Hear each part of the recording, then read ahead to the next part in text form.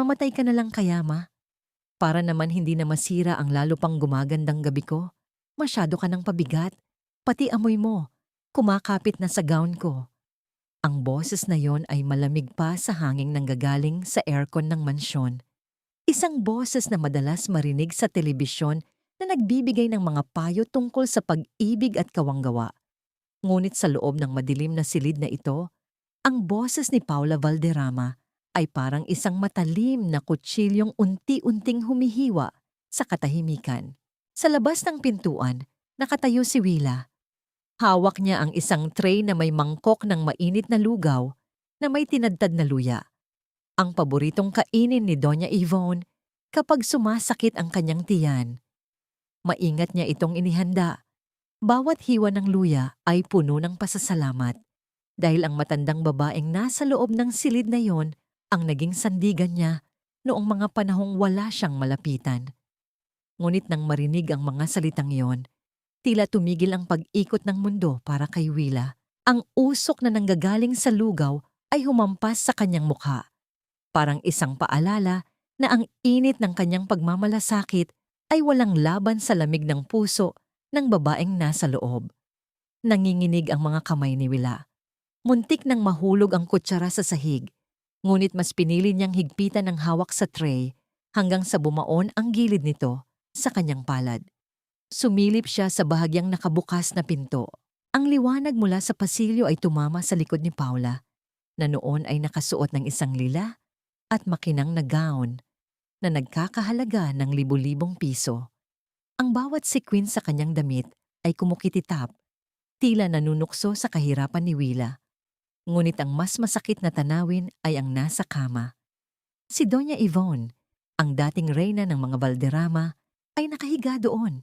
Walang kibo, at ang tanging mababakas sa kanyang mukha ay ang labis na takot. Hindi makapagsalita ang matanda dahil sa stroke, ngunit ang kanyang mga mata ay nagsusumamo.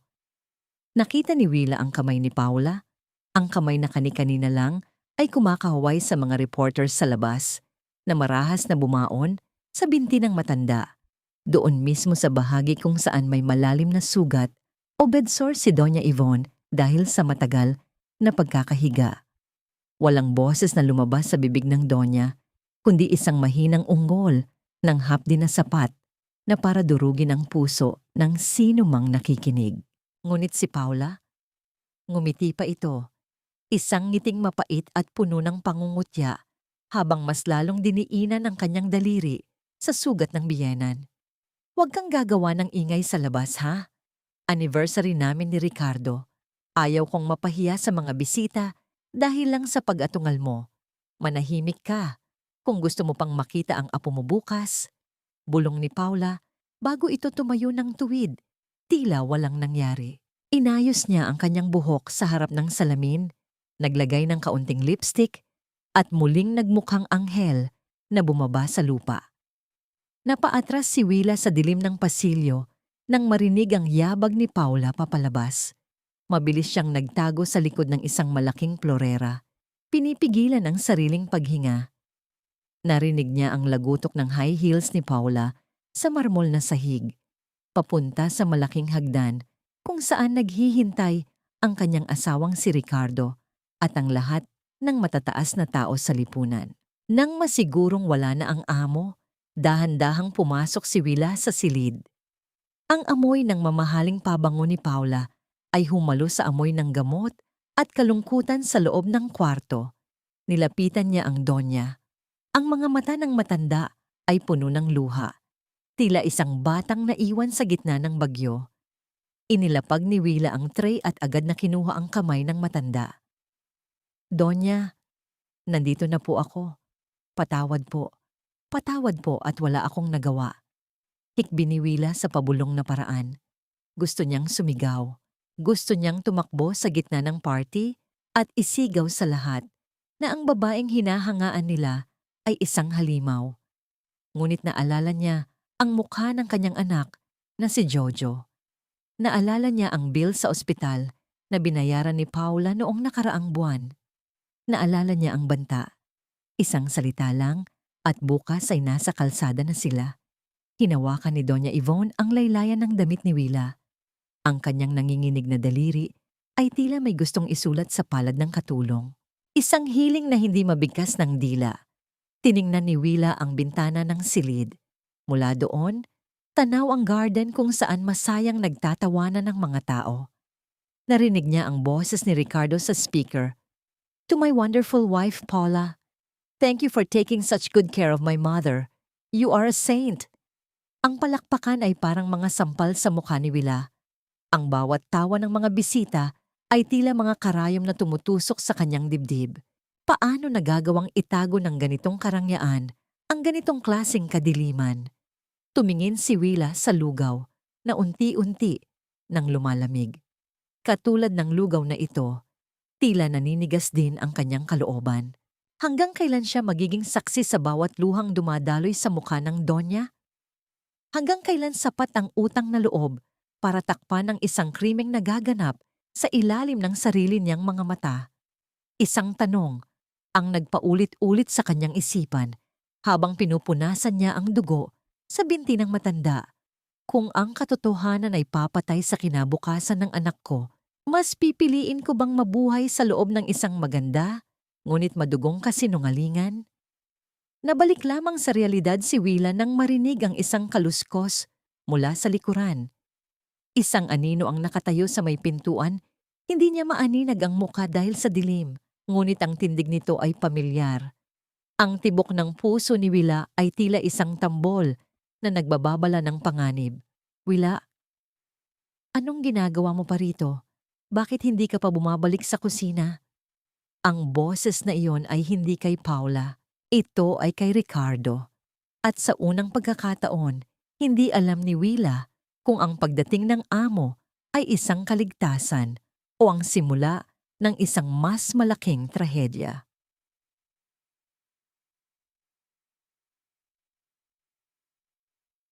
"Ricardo, mahal ko, huwag mo nang pahirapan ang sarili mo.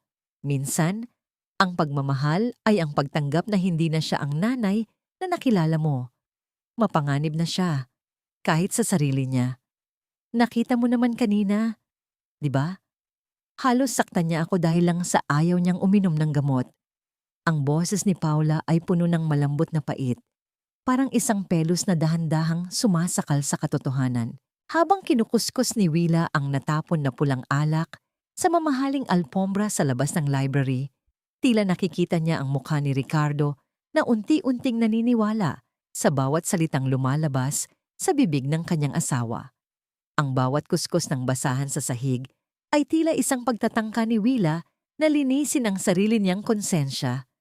Ngunit ang mantsa ng alak ay parang dugo, matigas at ayaw mabura. Pero Paula, si Mama yan, hindi ko akalain na aabot sa punto na magiging agresibo siya. Maririnig ang pagod at lito sa tinig ni Ricardo. Ang yabag ng kanyang sapatos ay pabalik-balik sa loob ng silid, isang tanda ng kanyang naguguluhang isipan. "I know, honey. It's painful for me too. Pero kailangan nating tanggapin na ang demensya ay hindi biro. Mas mabuting si Willa lang ang lumalapit sa kanya kapag ganitong sinusumpong siya. Let's protect her dignity, okay? Ayaw mo namang makita siya ng ibang tao sa ganyang kalagayan." Pagpapatuloy ni Paula. Napahinto si Willa. Ang dignidad na binabanggit ni Paula ay ang pagkulong sa matanda sa isang madilim na silid, malayo sa mga mata ng sarili nitong anak. Ang bawat kasinungalingan ni Paula ay parang isang matibay na pader na itinatayo sa pagitan ni Ricardo at ni Doña Yvonne. Gustong sumigaw ni Willa. Gusto niyang pumasok sa loob at sabihing, "Sir, hindi po totoo yan. Ang asawa niyo po ang nananakit sa kanya." Ngunit ang kanyang lalamunan ay tila punong-puno ng tuyong buhangin. Walang boses na lumalabas. Nang bumukas ang pinto ng library, agad na yumuko si Willa at nagkunwaring abala sa paglilinis. Lumabas si Ricardo, balisang-balisa, at hindi man lang napansin ang katulong. Ngunit si Paula, nanatili itong nakatayo sa may hamba ng pinto. Ang kanyang mga mata ay matalas na nakatitig sa likod ni Willa. Tila binabasa ang bawat takot na nananalaytay sa kanyang ugat. Wila, sumunod ka sa akin sa kusina, utos ni Paula. Ang boses nito ay wala ng bahid ng lambot na ipinakita kay Ricardo kanina.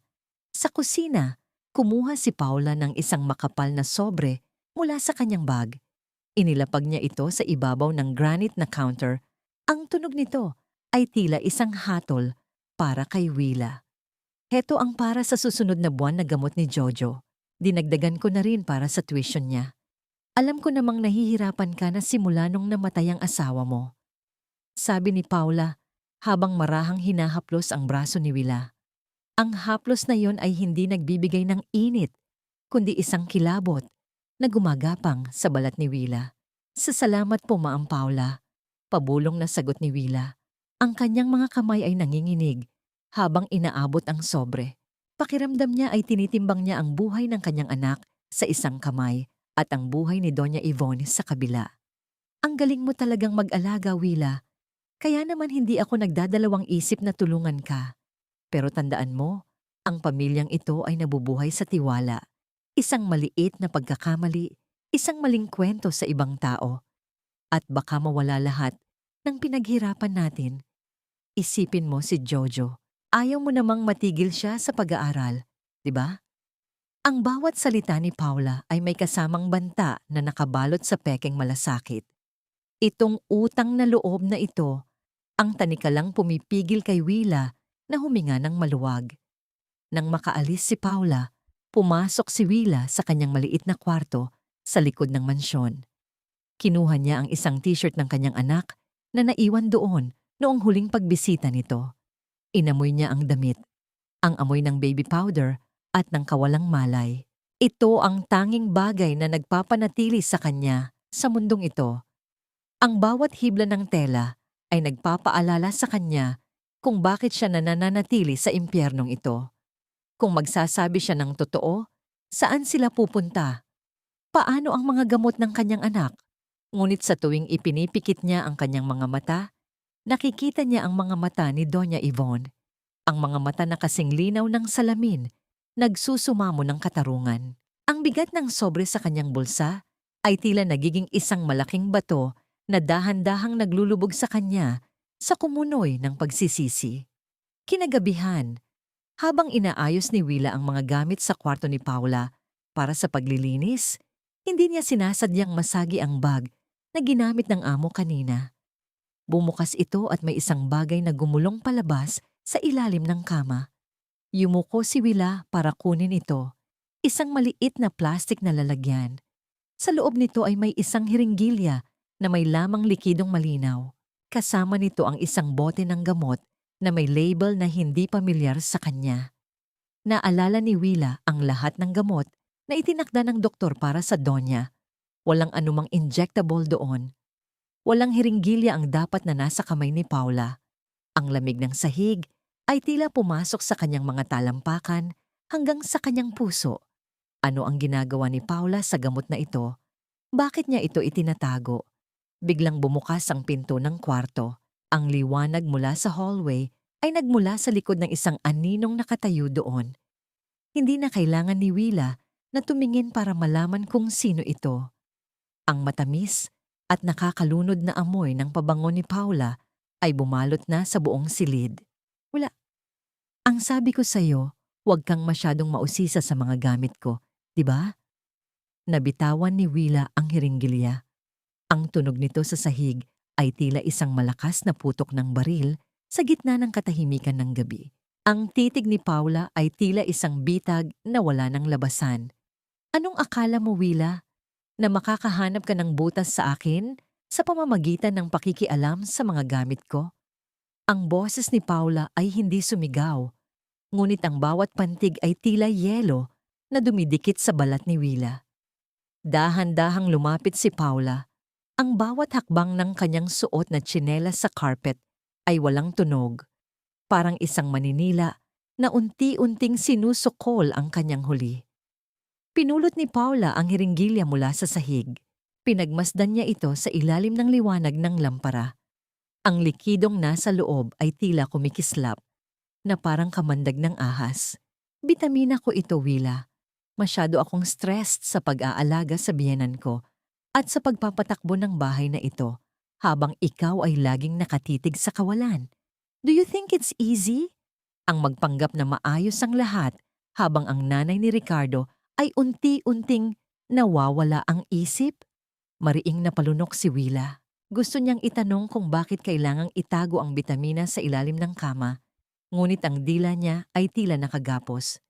Ang titig ni Paula ay puno ng babala. Isang maling galaw at ang lahat ng tulong para sa kanyang anak ay maglalaho na parang bula. Lumabas ka na at tandaan mo, Willa, ang mga mata mo ay para sa paglilinis, hindi para sa pagmamanman. Don't make me regret helping you. Huling hirit ni Paula bago tumalikod at humarap sa salamin. Tila binubura ang bakas ng galit sa kanyang mukha. Kumaripas ng takbo si Willa patungo sa kanyang maliit na silid sa dulo ng pasilyo ng mga katulong.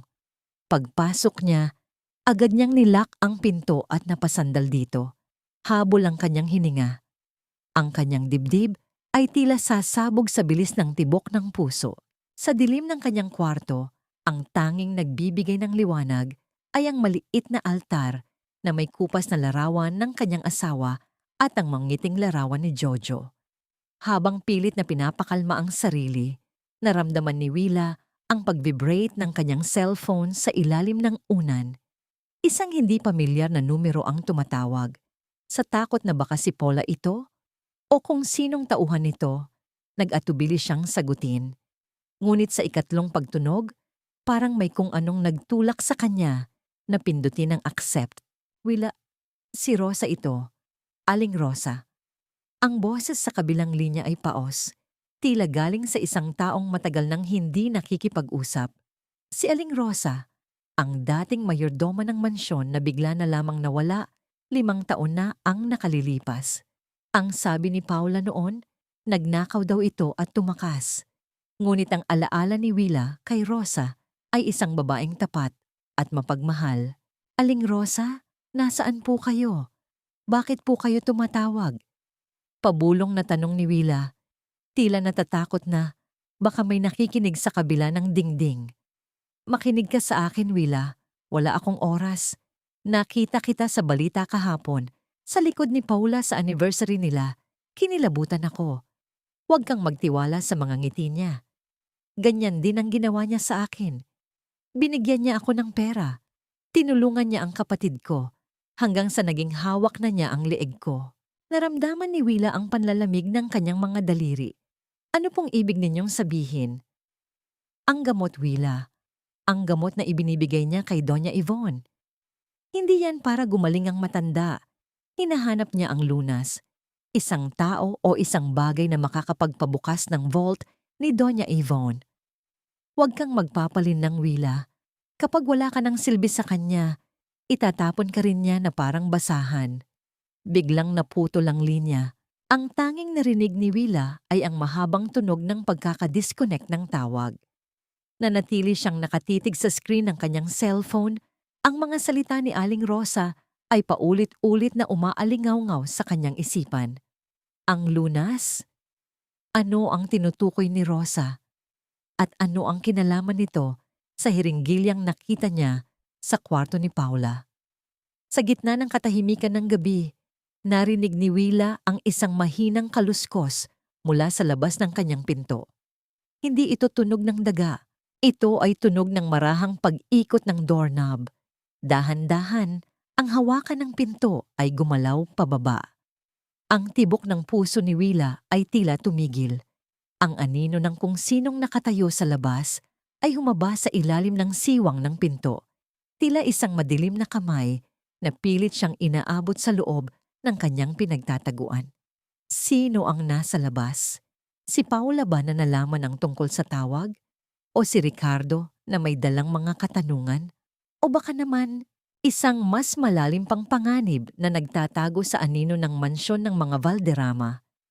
Hindi humihinga si Willa habang nakatingin sa gumagalaw na doorknob. Ang bawat segundo ay tila isang taon ng pagdurusa. Sa gabing ito, naramdaman ni Willa na ang mansyon na itinuring niyang lunas sa kanyang kahirapan ay isa palang malaking bitag na dahan-dahang nagsasara.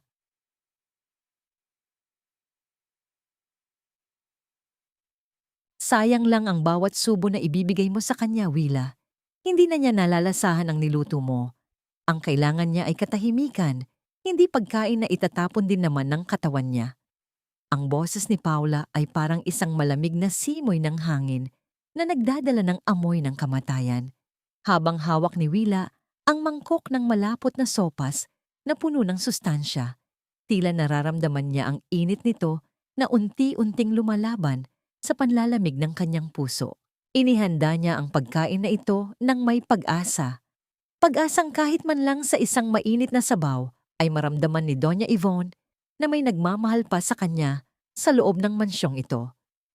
Ngunit ang bawat salita ni Paula ay parang isang pader na humaharang sa munting kalinga na iyon. Sa loob ng silid, ang sikat ng araw ay pilit na sumisilip sa pagitan ng makakapal na kurtina. Tila nahihiyang makita ang nagaganap na kalupitan. Nakita ni Willa si Doña Yvonne na nakaupo sa kanyang wheelchair. Ang kanyang mga mata ay nakatitig sa bintana. Tila naghahanap ng kalayaang matagal nang ipinagkait sa kanya. Ang kanyang mga labi ay tuyot at maputi. Isang tanda na hindi man lang siya binigyan ng kahit isang patak ng tubig sa loob ng maraming oras. Dahan-dahang lumapit si Willa, ngunit agad siyang hinarangan ni Paula. Kinuha ni Paula ang mangkok mula sa kamay ni Willa at inilapag ito sa lamesa, malayo sa abot ng matanda. Sabi ko, huwag mo siyang pakainin hanggat hindi niya pinipirmahan ang mga dokumentong ito. Bulong ni Paula habang ipinapakita ang isang tumpok ng papel na may mga markang dapat lagdaan. Nakita ni Willa ang panginginig ng mga daliri ni Doña Yvonne. Sa kabila ng panghihina, pilit na inabot ng matanda ang isang maliit na piraso ng papel at isang lapis na nakatago sa ilalim ng kanyang kumot. Sa bawat dahan-dahang galaw ng kanyang kamay na parang tuyong sanga ng punong kahoy, sinubukan niyang magsulat ng kahit isang salita. Isang mensahe para kay Willa, isang hiling para sa tulong. Ngunit bago pa man madampi ang lapis sa papel, marahas na kinuha ito ni Paula. Ang tunog ng papel na pinupunit ay tila isang malakas na sigaw sa loob ng tahimik na silid. Ang bawat piraso ng papel na bumabagsak sa sahig ay parang mga pangarap ni Doña Yvonne na dinudurog sa ilalim ng mga paa ni Paula. Wala kang isusulat, ma. Pipirma ka lang. Yun lang ang trabaho mo ngayon. Pagngangalit ni Paula habang itinutulak ang mukha ng matanda para harapin ang mga dokumento. Nang utusan ni Paula si Willa na bihisan ng matanda para sa pagdating ng mga bisita, doon lamang nalaman ni Willa ang tunay na tindi ng paghihirap ni Doña Yvonne. Habang dahan-dahang hinuhubad ni Willa ang mamahaling sutla na pantulog ng Donya, halos mapatigil ang kanyang paghinga sa kanyang nakita. Sa ilalim ng telang akala ng lahat ay simbolo ng karangyaan, nagtatago ang mga paru-paro ng pasakit.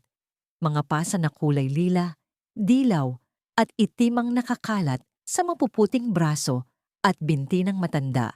Ang mga bakas ng daliri ni Paula ay malinaw na nakaukit sa balat ni Doña Yvonne, tila mga selyo ng pagmamay-ari at pagmamalupit. Ang bawat hapdi na nararamdaman ng matanda ay tila lumilipat sa mga kamay ni Willa habang pinupunasan niya ang mga ito ng maligamgam na tubig.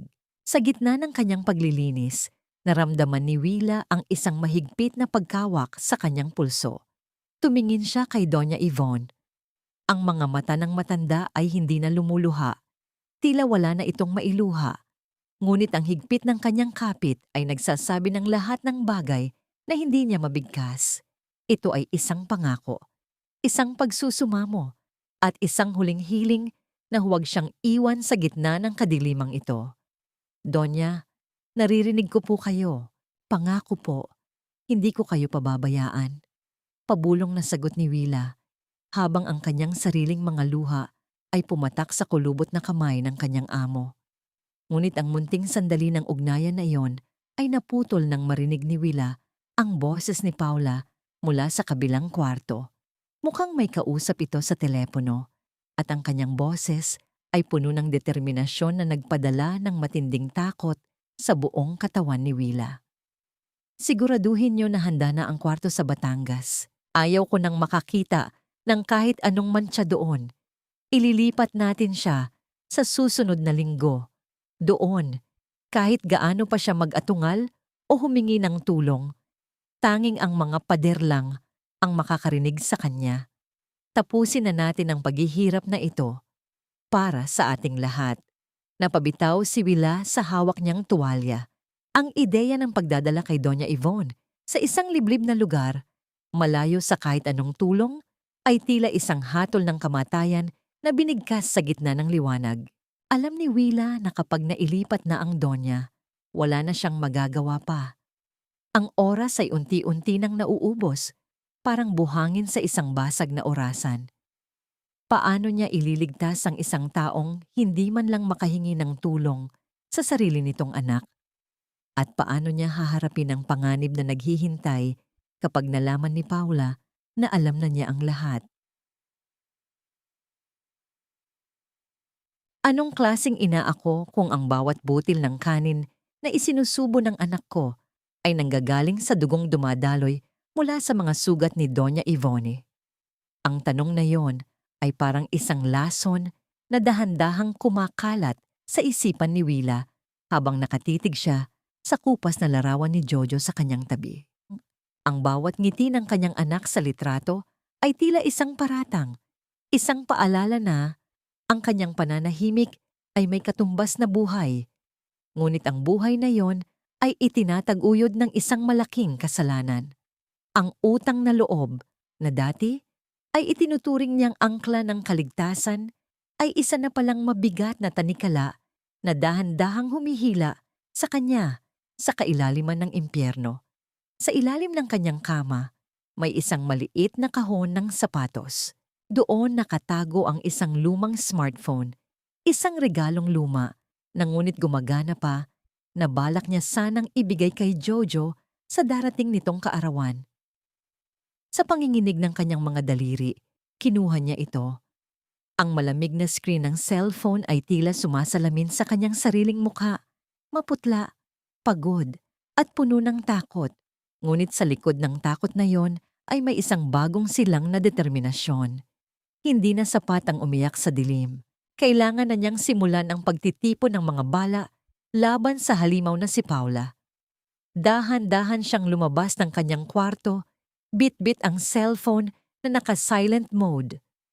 Ang mansyon ng mga Valderrama ay tila isang malaking libingan sa gitna ng gabi, kung saan ang bawat anino ay tila may itinatagong lihim. Naririnig ni Willa ang sarili niyang paghinga. Bawat bugso nito ay tila isang sigaw sa gitna ng nakatutulig na katahimikan. Pagdating niya sa pintuan ng silid ni Doña Yvonne, narinig niya ang boses ni Paula. Hindi ito ang boses ng isang mapagmahal na manugang. Ito ay boses ng isang mapang-api. "Kainin mo ito, ma. Huwag kang maarte. Sayang naman ang pagod ng kusinera kung itatapon lang natin ito. Malamig na. Mas mabuti nga yan para magising ang natutulog mong diwa." Uyam ni Paula. Sumilip si Willa sa siwang ng pinto. Nakita niya si Paula na pilit na isinisubo ang isang kutsarang lugaw na kulay abo at malinaw na panis na. Ang amoy ng pagkabulok ay umabot hanggang sa ilong ni Willa. Dahilan para mapatakip siya ng bibig upang hindi mabulalas ang kanyang pagsuka. Si Doña Yvonne ay pilit na umiiling. Ang kanyang mga mata ay naniningkit sa hapdi at di ring nararamdaman. Itinaas ni Willa ang kanyang cellphone. Sa pamamagitan ng camera lens, nakita niya ang bawat detalye ng kalupitan. Ang marahas na pagpisil ni Paula sa panganang matanda. Ang pagtapon ng pagkain sa dibdib ni Doña Yvonne nang hindi ito lumunok at ang nakakatakot na ngisi ni Paula habang pinagmamasdan ang paghihirap ng kanyang biyenan. Bawat segundong lumilipas sa recording ay tila isang matalim na kutsilyo na humihiwa sa dangal ni Paula Valderrama. Ngunit sa gitna ng kanyang pag-record, biglang tumigil si Paula. Tila may naramdaman itong presensya sa labas. Dahan-dahan itong lumingon sa direksyon ng pinto. Ang tibok ng puso ni Willa ay tila isang tambol na nagbababala ng kamatayan. Mabilis siyang umurong sa madilim na bahagi ng hallway, pilit na ibinaba ang kanyang cellphone at idinikit ang likod sa malamig na pader. Naririnig niya ang mga yabag ni Paula, mabagal, tiyak at papalapit. Ang bawat tunog ng kanyang tsinelas sa sahig ay parang bilang ng mga huling sandali ni Willa. Willa, ikaw ba yan? Tanong ni Paula. Ang boses ay puno ng pagdududa. Hindi humihinga si Willa. Napapikit siya ng mariin. Ang kanyang mga kamay ay mahigpit na nakakapit sa cellphone na tila ito ang kanyang huling pag-asa. Pakiramdam niya ay sasabog na ang kanyang dibdib sa tindi ng kaba. Eksaktong bubuksan na sana ni Paula ang pinto nang marinig ang isang malakas na boses mula sa dulo ng pasilyo. Paula, bakit ka pagising? At sino ang kinakausap mo diyan? Ito ay si Ricardo. Ang kanyang pagdating ay tila isang anghel na bumaba mula sa langit upang iligtas si Willa. Tumigil si Paula at lumingon sa kanyang asawa. Mabilis na binura ang bakas ng paghihinala sa kanyang mukha at pinalitan ito ng isang matamis na ngiti. Ricardo, tinitingnan ko lang si Mama. Parang hindi kasi siya mapakali kanina. Akala ko ay may tao sa labas, baka si Willa lang na nag-iikot. Sagot ni Paula habang lumalapit sa asawa. Samantala, sa likod ng pader, dahan-dahang naglakad palayo si Willa. Ngunit sa kanyang pagmamadali, hindi niya napansin ang isang maliit na plorera sa gilid. Bahagya itong gumalaw at lumikha ng isang mahinang tunog sa sahig. Napatigil ang mag-asawa. Lumingon si Ricardo sa direksyon ni Willa. Willa, nandyan ka ba? Tanong ni Ricardo habang naglalakad patungo sa kanyang kinaroroonan. Walang magawa si Willa. Lumabas siya mula sa dilim. Ang kanyang mukha ay basang-basa ng pawis at ang kanyang mga kamay ay nanginginig pa rin habang pilit na itinatago ang cellphone sa likod ng kanyang apron. Sa Sir Ricardo, Ma'am Paula, tinitingnan ko lang po kung kailangan ni Doña Ivone ng tubig. Pautal-utal na sagot ni Willa. Tinitigan ni Ricardo ang mga mata ni Willa.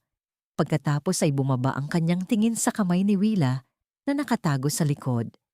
Bakit ka nanginginig, Willa? At ano ang hawak mo sa likod mo? Ang katahimikan sa pasilyo ay tila naging isang malaking timbang na bumagsak sa balikat ni Willa. Nakita niya ang matalas na tingin ni Paula na parang isang babala, isang maling sagot, at tapos na ang lahat.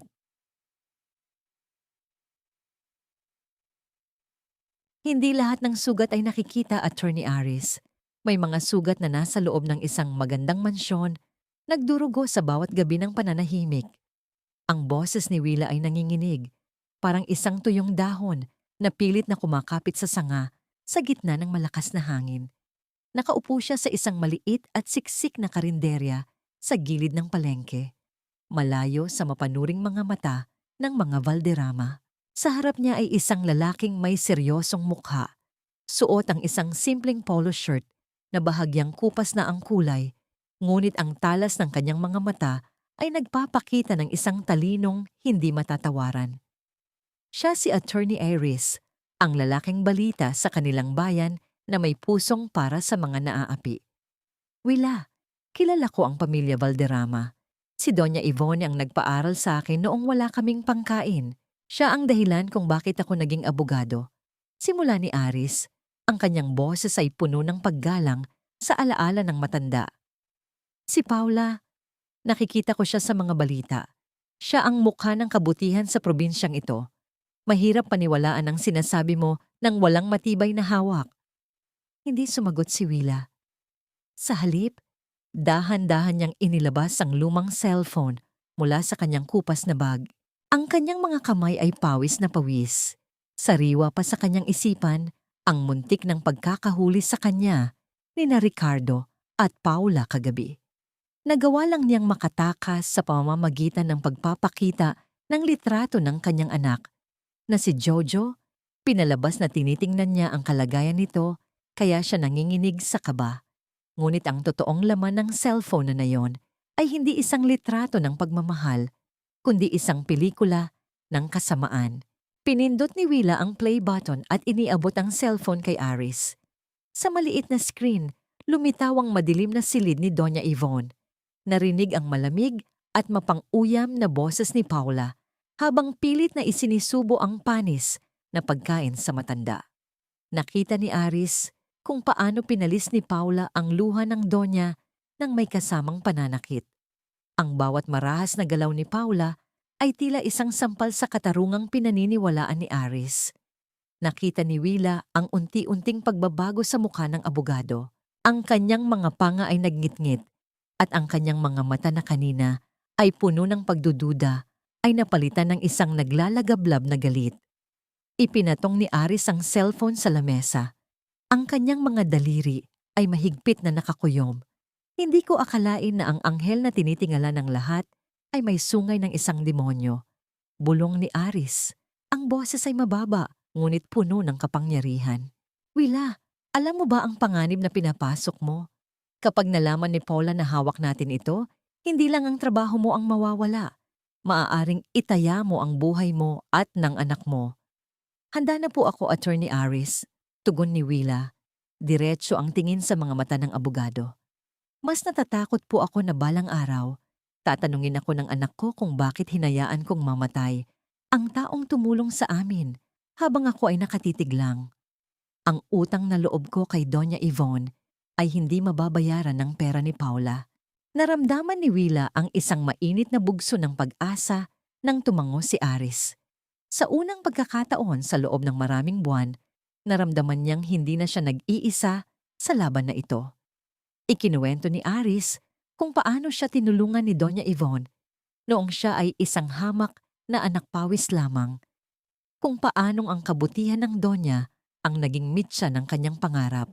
Ang kanilang pagkakaisa ay hindi lamang dahil sa ebidensya, kundi dahil sa parehong utang na loob na nag-uugnay sa kanila sa matanda. Ngunit sa gitna ng kanilang pagpaplano, naramdaman ni Willa ang isang kakaibang pakiramdam. Ang bawat tao sa palengke ay tila nakatingin sa kanila. Ang ingay ng mga nagtitinda at ang amoy ng sariwang isda ay tila nagiging isang malabong background sa kanyang lumalalang kaba. Attorney, Aris, bakit tila may naghahanap kay Paula ng tinatawag nilang lunas? Tanong ni Willa. Naalala ang tawag ni Aling Rosa. Napatigil si Aris. Ang lunas ay hindi isang tao, Willa. Ito ang pangalan ng susing nagbubukas sa lihim na vault ni Doña Yvonne sa loob ng mansyon. Doon nakatago ang lahat ng orihinal na dokumento ng kanilang kayamanan at ang huling testamento na hindi mababago ni Paula. Kapag nahanap yan ni Paula, maaari niyang burahin ang lahat ng karapatan ni Ricardo at ng sino mang pabor sa Donya. Ang misteryo ng susing inaabot ni Doña Yvonne kay Willa noong unang gabi ay biglang nagkaroon ng malinaw na kahulugan. Ang susi sa ilalim ng una ng Donya ay ang lunas na hinahanap ng lahat. Paalis na sana si Willa sa karinderya nang mapansin niya ang isang lalaking naka-jacket na itim na nakatayo sa kabilang bahagi ng kalye. Ang lalaki ay may hawak na radyo at nakatitig sa kanila ni Aris. Nang magtama ang kanilang mga mata, agad na umiwas ang lalaki at tila may ibinulong sa kanyang radyo. Ang takot ni Willa ay muling bumalik, mas matindi at mas malamig. Alam ni Paula ang kanyang bawat galaw. Ang bawat hakbang niya palayo sa mansyon ay tila binibilang na ng kanyang mga kaaway. Paano siya babalik sa mansyon nang hindi nahahalata ang kanyang pakikipagkita sa isang abogado? At higit sa lahat, paano niya itatago ang lunas bago ito mahanap ni Paula?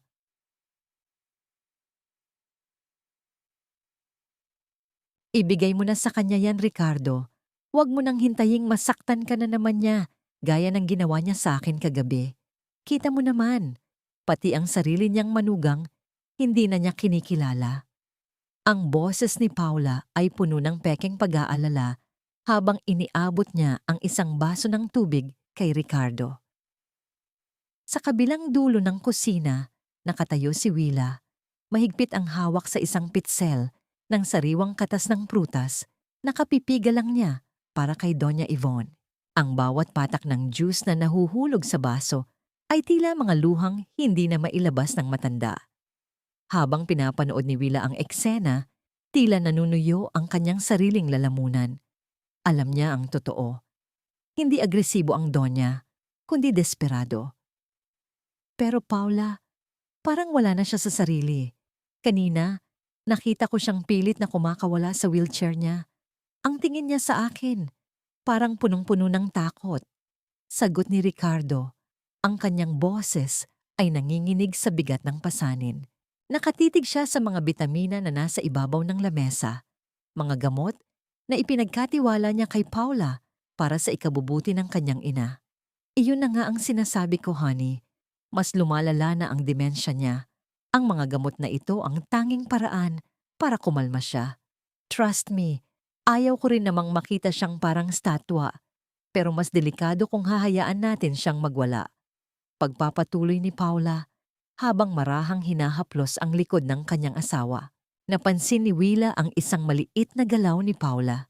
Sa bilis ng isang mandurukot, kinuha ni Paula ang isang maliit na bote mula sa kanyang bulsa at pinalitan ng 2 puting tableta sa lagayan ng gamot ni Doña Yvonne.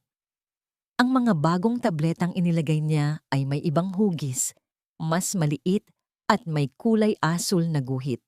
Naalala ni Willa ang hiringgilya sa kwarto ni Paula. Ito na ba ang bitamina na sinasabi ng kanyang amo? Nang ihatid ni Willa ang pagkain sa silid ni Doña Yvonne, doon niya nakita ang kalunos-lunos na epekto ng mga gamot na yon. Ang Donya ay nakaupo sa gilid ng kama. Ang kanyang ulo ay nakalaylay sa isang tabi at ang kanyang mga laway ay dahan-dahang umaagos mula sa gilid ng kanyang labi.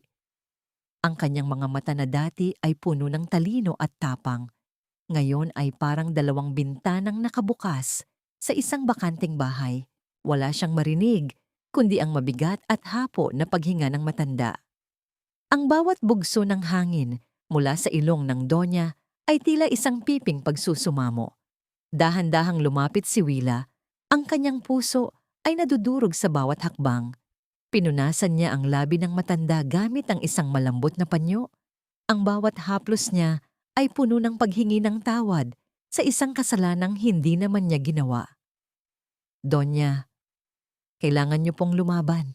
Huwag po kayong susuko sa dilim na ito. Pabulong na sabi ni Willa, habang ang kanyang mga luha ay pumatak sa kamay ng matanda. Sa gitna ng kanyang pag-aayos sa higaan, habang dahan-dahan niyang iniaangat ang matanda para palitan ang sapin ng kama, may naramdaman siyang matigas na bagay sa ilalim ng kutson. Ang kanyang mga daliri ay nakakapa ng isang makapal na papel na nakabalot sa plastik. Sa kaba na baka bumalik si Paula, mabilis niyang hinugot ang bagay na yon. Isang lumang sobre na may tatak ng isang kilalang law firm. Sa itaas nito, nakasulat sa malalaking titik ang mga salitang, "Ang huling testamento ni Ivone Valderrama." Nabitawan ni Willa ang dulo ng kumot. Ang papel na hawak niya ay hindi lamang isang dokumento. Ito ang katotohanang pilit na ibinabaon ni Paula sa limot. Ito ang dahilan kung bakit kailangang magmong baliw ang Donya sa harap ng lahat. Kapag napatunayan ni Paula na hindi na sane ang Donya, ang bawat salitang nakasulat sa testamentong ito ay mawawalan ng halaga. Narinig ni Willa ang boses ni Ricardo at Paula na papalapit sa silid. Ang pagtatalo nila ay naririnig hanggang sa pasilyo.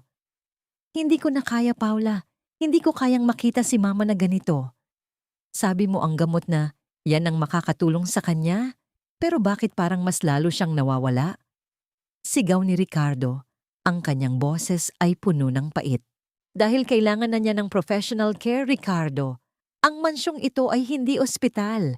Ililipat natin siya sa facility sa susunod na linggo. Tapos ang usapan."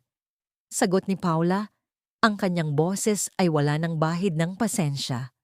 Mabilis na itinago ni Willa ang sobre sa loob ng kanyang sariling damit. Idinikit ito sa kanyang balat, na tila isang huling depensa laban sa kasamaan. Ang lamig ng papel sa kanyang katawan ay tila isang paalala na ang laban ay hindi na lamang tungkol sa kanyang anak, kundi tungkol sa kaluluwa ng pamilyang ito. Nang bumukas ang pinto, pumasok ang mag-asawa. Nakita ni Paula si Willa na nakatayo malapit sa kama. Ang kanyang mukha ay maputla at ang kanyang mga kamay ay nakatago sa likod. Willa, bakit hindi mo pa natatapos ang paglilinis dito? At bakit parang may itinatago ka? Tanong ni Paula. Ang kanyang mga mata ay naniningkit sa pagdududa. Ang tibok ng puso ni Willa ay tila isang malakas na tunog ng orasan na bumibilang sa kanyang mga huling sandali ng kaligtasan. Kung malalaman ni Paula na hawak niya ang testamento, wala nang lugar para sa pag-aalinlangan. Ang mansyong ito ay magiging isang tunay na libingan para sa kanilang dalawa ni Doña Yvonne. Anong gagawin ni Willa? Itataya ba niya ang lahat para sa isang pirasong papel na hawak niya ngayon? O mananatili siyang tahimik habang dahan-dahang nilalason ang buhay ng taong nagbigay sa kanya ng pag-asa? Anong klaseng katulong ka, Willa? Bakit parang may ginto kang itinatago sa ilalim ng apron mo? O baka naman, may ninakaw ka na sa mga gamit ng biyenan ko? Ang boses ni Paula ay parang isang hagupit ng latigo na tumama sa gitna ng katahimikan ng silid. Habang nakatayo si Willa sa gilid ng kama ni Doña Yvonne, tila nararamdaman niya ang bawat hibla ng papel ng huling testamento na nakadikit sa kanyang balat. Nagbababala ng panganib sa bawat paghinga niya. Ang lamig ng pawis na dumadaloy sa kanyang likod ay humahalo sa kaba na baka sa isang maling galaw lang ay mahulog ang dokumentong hawak niya. Sa harap niya, ang mukha ni Paula ay puno ng pagdududa. Ang kanyang mga mata ay naniningkit na parang isang agila na nakakita ng biktima. Ngunit si Ricardo, na nasa tabi ng asawa, ay nakatitig lamang sa kanyang ina na tila wala sa sarili. Ang pag-aalala sa mukha ni Ricardo ay ang tanging pagkakataon ni Willa para makatakas sa mapanuring tingin ni Paula. Ma'am Paula, inaayos ko lang po ang higaan ni Doña Yvonne. Natapon po kasi ang katas ng prutas, kaya pinalitan ko ang sapin. Pautal-utal na sagot ni Willa, habang dahan-dahan niyang iniaayos ang kanyang apron para mas lalong maitago ang kapal ng sobre sa loob ng kanyang damit. Umalis ka na riyan. Ako na ang bahala sa kanya. Maglinis ka na lang sa kusina at siguraduhin mong walang maiiwang bakas ng dumi. Pagtataboy ni Paula, ang kanyang boses ay puno ng pagkamuhi. Nang makalabas ng silid, hindi na lumingon si Willa. Ang bawat hakbang niya sa mahabang pasilyo ng mansyon ay tila isang pagtakas mula sa bitayan. Agad siyang pumunta sa kanyang maliit na kwarto, mabilis na kinuha ang isang lumang bag at doon itinaling mabuti ang testamento sa loob ng isang plastik para hindi mabasa. Alam niyang hindi ligtas ang dokumentong ito sa loob ng mansyon. Kailangan niyang hanapin ang tanging taong nakakaalam ng buong katotohanan, si Aling Rosa. Dinala siya ng kanyang mga paa sa isang bahagi ng lungsod na malayo sa kislap ng mga Valderrama. Dito, ang kalsada ay maputik at ang amoy ng kanal at basura ay humahalo sa usok ng mga sasakyan. Ang mga bahay ay gawa sa pinagtagpi-tagping yero at kahoy, tila mga sugat sa balat ng syudad. Natagpuan niya ang tirahan ni Aling Rosa sa dulo ng isang makitid na eskinita, kung saan ang tanging liwanag ay nanggagaling sa isang maliit na bumbilya na pabukas-bukas. Nang makita niya si Rosa, halos hindi niya ito makilala. Ang dating masiglang mayordoma ay isa na ngayong matandang babaeng lanta, ang balat at puno ng pait ang mga mata. Nakaupo si Rosa sa isang sirang silya, habang ang tunog ng ulan na tumutulo sa butas na bubong ay nagbibigay ng isang malungkot na ritmo sa kanilang pagkikita. Willa, akala ko ay hindi ka na darating. Bungad ni Rosa, ang kanyang boses ay parang kalawang na matagal nang hindi naasikaso. Aling Rosa, kailangan ko po ng tulong niyo. Nahanap ko na ang testamento at nalaman ko na rin ang tungkol sa lunas. Sabi ni Willa, habang inilalabas ang basang plastik na naglalaman ng sobre. Kinuha ni Rosa ang dokumento. Ang kanyang mga daliri ay nanginginig sa galit at takot. Ito ang dahilan kung bakit niya ako pinalayas, Willa. Hindi dahil nagnakaw ako, kundi dahil nakita ko siyang naglilipat ng pondo mula sa kumpanya patungo sa sarili niyang bank account. Isang malaking halaga na sapat para pabagsakin ang mga Valderrama kapag nalaman ni Ricardo. Naramdaman ni Willa ang bigat ng katotohanan. Si Paula ay hindi lamang malupit. Siya ay isang magnanakaw na pilit na binubura ang bakas ng kanyang krimen sa pamamagitan ng pagpatay sa isipan ng kanyang sariling biyenan. Sa gitna ng kanilang pag-uusap, kinuha ni Rosa ang isang maliit na pirasong tinapay at hinati ito sa dalawa. Iniaabot niya ang kalahati kay Willa. Hati tayo, Willa. Sa mundong ito, tayong mga maliliit lang ang may malasakit sa isa't isa. Ang mga katulad ni Paula, wala silang busog. Ang gutom nila sa kapangyarihan ay walang hanggan. Sabi ni Rosa, ang kanyang mga mata ay nanunubig. Ang sandaling iyon ay tila isang banal na sandali para kay Willa. Ang paghahati sa isang simpleng tinapay sa gitna ng kahirapan ay mas mahalaga pa sa lahat ng piging na dinaluhan niya sa mansyon. Dito, naramdaman niya ang tunay na lakas. Ang lakas ng mga taong walang-wala, ngunit may paninindigan. Ngunit ang katahimikan ng gabi ay biglang nabasag nang marinig ni Willa ang tunog ng isang sasakyang huminto sa labas ng eskinita. Isang itim na sedan na may madidilim na salamin. Ang tunog ng pagsara ng pinto ng sasakyan ay tila isang hudyat ng paparating na bagyo. Willa, kailangan mo nang umalis. Sinundan ka nila. Bulong ni Rosa. Ang kanyang boses ay puno ng babala. Mabilis na itinago ni Willa ang testamento sa kanyang bag at dumaan sa likod ng bahay ni Rosa sa isang maliit na butas sa bakod. Habang tumatakbo siya sa gitna ng dilim at putik, nararamdaman niya ang mga yabag ng mga taong humahabol sa kanya.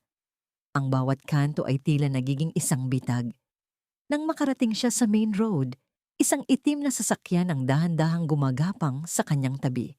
Ang bintana nito ay bumaba at ang nakita niya sa loob ay hindi ang mukha ni Paula, kundi ang mukha ng isang lalaking nakauniporme ng bodyguard ng pamilya Valderrama. Willa, pinapatawag ka ni Ma'am Paula. May nakalimutan ka daw yata sa kwarto ni Doña Ivone na hindi mo dapat kinuha, sabi ng lalaki. Ang kanyang boses ay parang isang malamig na bakal. Ang takot ni Willa ay tila naging isang malaking bato sa kanyang sikmura. Hawak-hawak niya ang kanyang bag na parang ito ang kanyang sariling buhay. Paano siya makakatakas sa gitna ng kalsadang ito kung saan ang bawat anino ay tila kakampi ni Paula? At ano ang gagawin niya kapag nalaman ni Paula na ang testamento ay wala na sa loob ng mansyon? Wala kang utang na loob. Pinapakain kita. Pinag-aaral ko ang anak mo. Pero isa ka palang ahas na marunong magnakaw sa kamay na nagbibigay sa iyo ng buhay. Ang boses ni Paula ay pumailan lang sa loob ng bodega. Matalas at puno ng puot. Tila isang laso na dahan-dahang kumakalat sa malamig na hangin. Habang nakaluhod si Willa sa maduming sahig, nararamdaman niya ang hapdi sa kanyang pisngi. Isang sariwang marka ng sampal na ibinigay ni Paula sa harap ng ibang mga katulong. Ang bawat salita ng kanyang amo ay parang mga martilyo na nagpapako sa kanyang dangal sa krus ng kahihiyan. Sa labas ng maliit na bintana ng bodega, ang araw ay unti-unti nang lumulubog. Nag-iiwan ng kulay dugong langit na tila sumasalamin sa kalagayan ni Willa. Sa loob ng silid na ito na puno ng mga lumang gamit at alikabok, tila kinalimutan na ng mundo ang kanyang pag-iral. Ang amoy ng amag at nabubulok na kahoy ay humahalo sa amoy ng sarili niyang takot.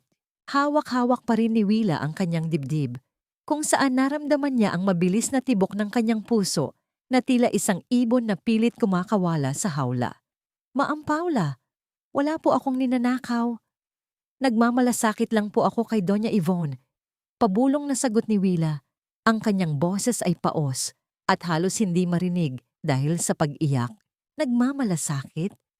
O naghahanap ng paraan para pirahan kami? Akala mo ba hindi ko alam Ang pakikipagkita mo sa abogadong yun sa palengke? Dumingal na sigaw ni Paula habang marahas na hinahablot ang buhok ni Willa. Hinalughog na namin ang kwarto mo. Wala kaming nakitang testamento. Nasaan ang dokumentong kinuha mo sa ilalim ng kutson ni Doña Ivone? Napapikit si Willa sa sakit. Sa kabutihang palad, bago pa siya nahuli ng mga bodyguard sa kalsada, nagawa niyang iabot ang bag na naglalaman ng testamento sa isang batang nagtitinda ng sampagita na kilala ni Aling Rosa. Ang bata ay mabilis na naglaho sa dilim, bit-bit ang huling pag-asa ng mga Valderrama.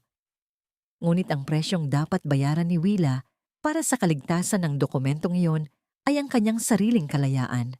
Inilabas ni Paula ang kanyang cellphone at may tinawagan. Gardo, ihanda mo na ang sasakyan. Isakay niyo na ang matanda sa ambulansya. Siguraduhin niyo na walang makakakita sa inyo sa likod ng mansyon.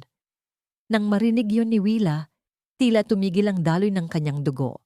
Huwag, Ma'am Paula. Maawa po kayo kay Doña Ivone. Hindi niya kakayanin ang biyahe sa ganyang kalagayan. Ngunit ang tanging sagot ni Paula ay isang malamig na ngiti. Dito ka muna, Willa. Pagbalik ko, titingnan natin kung gaano katigas ang paninindigan mo kapag nalaman mong wala ka ng trabaho at ang anak mo ay hindi na makakatanggap ng kahit 1 sentimo para sa kanyang gamot. Ang tunog ng pagsara ng mabigat na pinto ng bodega ay tila isang hatol ng kamatayan. Narinig ni Willa ang pag-ikot ng susi sa kandado, isang malakas at pinal na tunog na nagpahiwatig ng kanyang pagkakakulong. Sa loob ng madilim na bodega, tanging ang sarili niyang hikbi ang naririnig niya, humahalo sa tunog ng malalayo at masasayang usapan ng mga tao sa labas na walang kamalay-malay sa krimeng nagaganap sa loob ng mansyon. Sinubukan ni Willa na tumayo, ngunit ang kanyang mga binti ay nanginginig sa hina. Lumapit siya sa maliit na siwang ng bintana. Mula doon, nakita niya ang isang puting ambulansya na dahan-dahang pumapasok sa gate. Ang mga ilaw nito ay tila mga mapanuring mata na nakatitig sa kanya. Nakita niya si Doña Ivone na inilalabas sa wheelchair, balot ng makapal na kumot, tila isang pakete na itatapon na sa basura. Ang kawalang pag-asa ay tila isang malaking bato na dahan-dahang dumadagan sa kanyang dibdib. Paano niya mapipigilan ang paglipat sa Donya kung siya mismo ay nakakulong sa 4 na sulok ng bodega? Ang bawat minuto ay parang isang taon ng pagdurusa habang pinapanood niya ang dahan-dahang pagkawala ng huling pagkakataon para sa katarungan. Isang tanong ang nagpaulit-ulit sa isipan ni Willa habang nakasandal siya sa malamig na pader. Hanggang kailan mananaig ang kadiliman sa isang bahay na binuo sa mga kasinungalingan? Biglang narinig ni Willa ang tunog ng sirena ng ambulansya na unti-unti nang lumalayo. Kasabay nito ang pag-andar ng makina ng sasakyan ni Paula. Ang lahat ng kanyang pinaghirapan, ang lahat ng ebidensya ay tila naglalaho na kasabay ng usok ng sasakyan. Ngunit sa gitna ng kanyang desperasyon, naramdaman ni Willa ang isang bagay sa kanyang bulsa. Isang maliit na bagay na nakalimutan ni Paula na kunin. Isang munting pag-asa na maaaring maging susi sa kanyang pagtakas.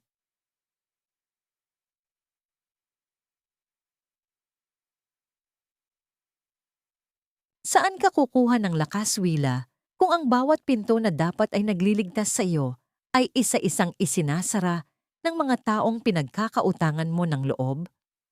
Ang katanungang iyon ay parang isang malamig na haplos ng hangin na nagpapatayo ng mga balahibo ni Willa sa loob ng madilim at masikip na bodega. Nakasandal siya sa mga lumang kahon.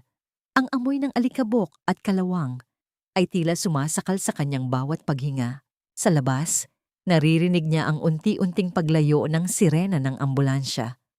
Ang tunog na nagdadala kay Doña Ivone patungo sa isang lugar na walang katiyakan. Pakiramdam ni Willa ay hinahati ang kanyang puso sa bawat metrong inilalayo ng sasakyang iyon. Ngunit sa gitna ng kanyang panlulumo, narinig niya ang isang mahinang kaluskos sa may maliit na bintana sa itaas. Isang boses ang bumulong, boses na pamilyar at puno ng kaba. Ate Willa, Ate Willa, nandyan ka ba? Ito ay si Lito, ang batang hardinero na madalas bigyan ni Willa ng sobrang pagkain mula sa kusina. Sa gitna ng takot ng lahat na madamay sa galit ni Paula, may isang pusong hindi nakakalimot sa munting kabutihan. Narinig ni Willa ang pag-atungal ng kalawangin na rihas habang pilit itong binubuksan ni Lito mula sa labas gamit ang isang malaking plies. Lito, huwag kang magpapakita. Baka makita ka ng mga bodyguard. Pabulong na babala ni Willa, bagaman ang kanyang puso ay nag-uumapaw sa pasasalamat. Huwag kang mag-alala, ate. Tulog na ang mga bantay sa kabilang gate dahil sa sobrang alak na ibinigay ni Aling Rosa kanina. Halika na, ate. Bilis! Sa tulong ni Lito, nagawang makalabas ni Willa sa maliit na siwang. Ang bawat gasgas sa kanyang braso mula sa magaspang na semento ay hindi niya naramdaman. Ang tanging mahalaga ay ang bawat segundo ng kalayaang ibinigay sa kanya. Tumakbo siya sa likod ng mga halamanan, umiiwas sa bawat anino na tila nagmamanman sa kanyang bawat galaw. Pagdating niya sa dulo ng bakod, lumingon siya sa huling pagkakataon. Nakita niya ang mga ilaw ng mansyon na tila mga mapanuring mata ng isang halimaw na naghihintay ng biktima. Nang makalabas ng subdivision, agad siyang sumakay sa isang dumaang jeep. Ang hangin ng gabi ay humahampas sa kanyang mukha, tila naghuhugas sa dumi at kahihiyang naranasan niya sa loob ng bodega. Narating niya ang isang maliit na opisina sa kanto ng isang tahimik na kalye. Ang opisina ni Attorney Aris. Pagpasok niya, nakita niya si Aris na nakatitig sa mga dokumento sa kanyang lamesa. Nang makita ang kalagayan ni Willa, marumi ang damit, may pasa sa mukha at nanginginig ang mga kamay. Agad na tumayo ang abogado at inabutan siya ng isang basong tubig. Willa, anong nangyari sa'yo? Tanong ni Aris. Ang boses ay puno ng galit at pag-aalala. Dinala na nila ang Doña Attorney Aris. Ililipat na nila siya sa Batangas bukas ng umaga. Kailangan nating kumilos bago tuluyang mawala ang pagkakataon natin. Hikbi ni Willa habang iniinom ang tubig na tila ito ang huling patak ng pag-asa sa mundo. Ipinakita ni Aris kay Willa ang isang imbitasyon na kulay ginto. Bukas ang gabi ng charity gala, Willa. Ito ang pinakaasam-asam na sandali ni Paula. Nalaman ko na may isang misteryosong sponsor na nagbigay ng malaking pondo para sa gabing ito. Isang tao na tila may hawak din sa leeg ni Paula. Napatigil si Willa. Sino ang taong ito? Bakit tila mas malalim pa ang balon ng kasinungalingan sa pamilyang Balderrama kaysa sa inaakala niya? Handa na ang lahat, Willa. Ang video na kinuha mo, ang testimonya ni Aling Rosa, at ang orihinal na testamento na hawak na ngayon ng mga tauhan ko. Ang kailangan na lang natin ay ang tamang timing. Determinadong sabi ni Aris.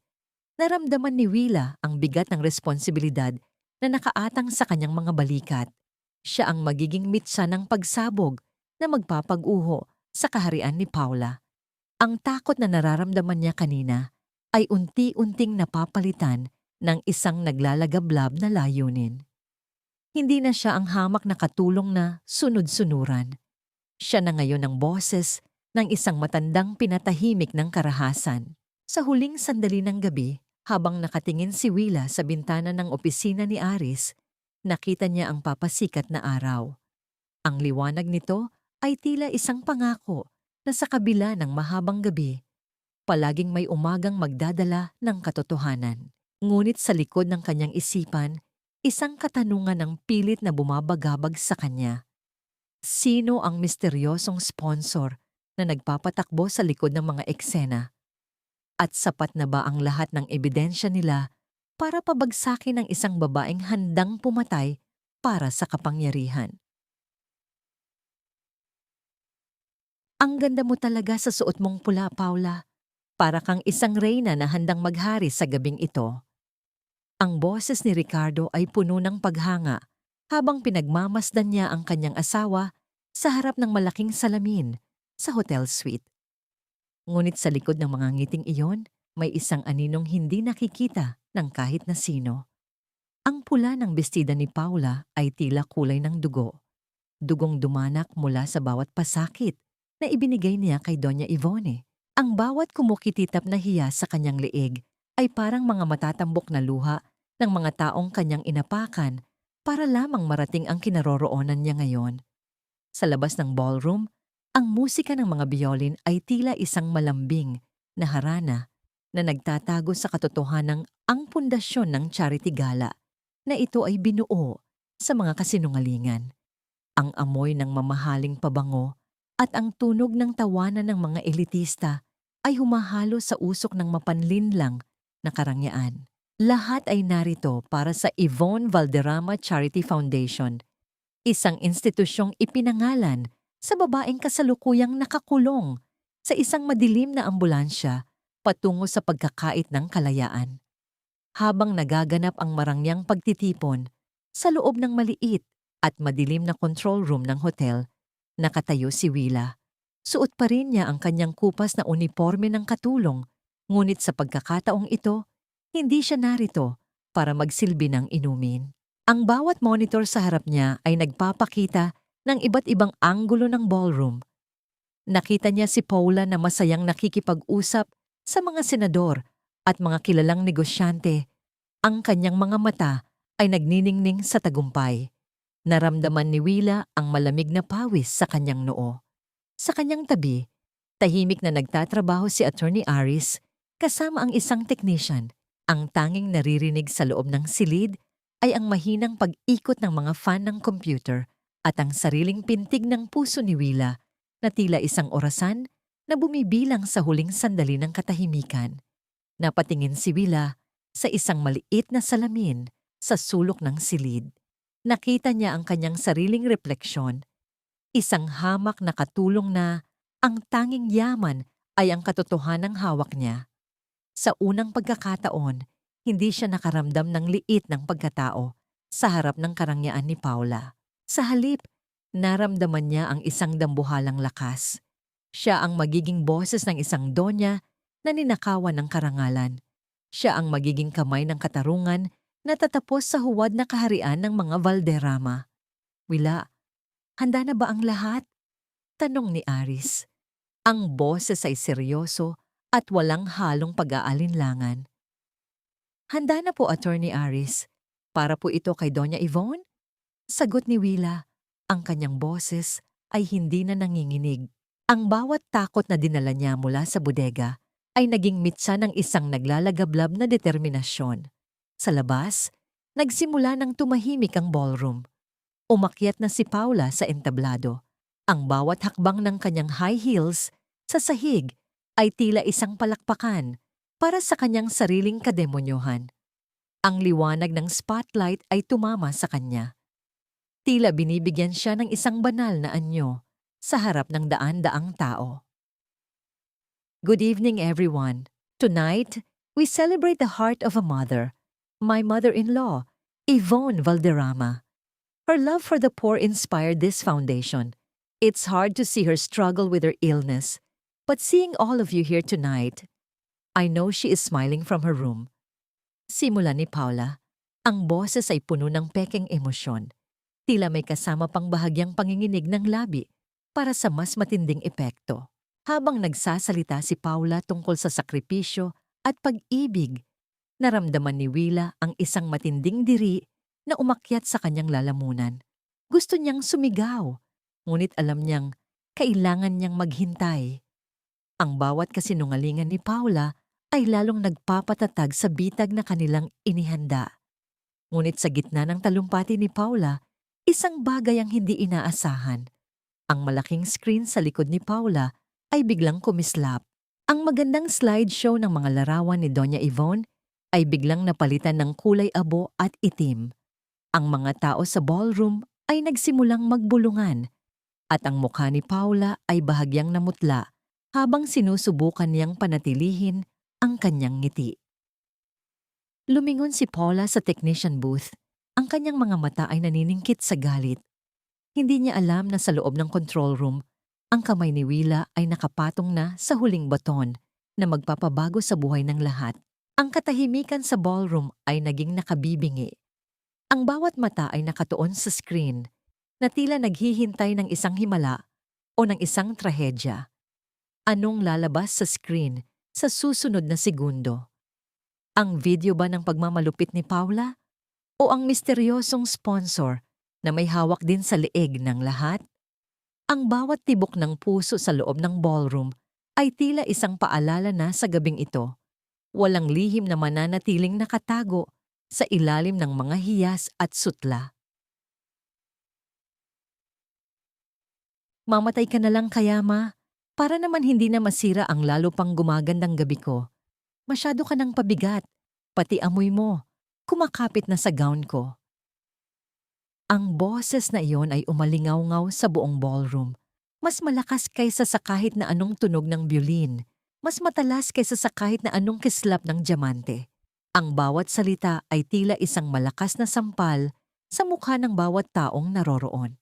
Ang mga kotseng nakaparada sa labas, ang mga mamahaling alak, at ang mga ngiti ng mga elitista ay tila biglang naglaho, napalitan ng isang nakabibinging katahimikan. Lahat ng mata ay nakatuon sa higanteng screen sa likod ni Paula Valderrama. Sa screen, hindi ang mga larawan ng kawanggawa ang nakikita, kundi ang madilim at mabahong katotohanan.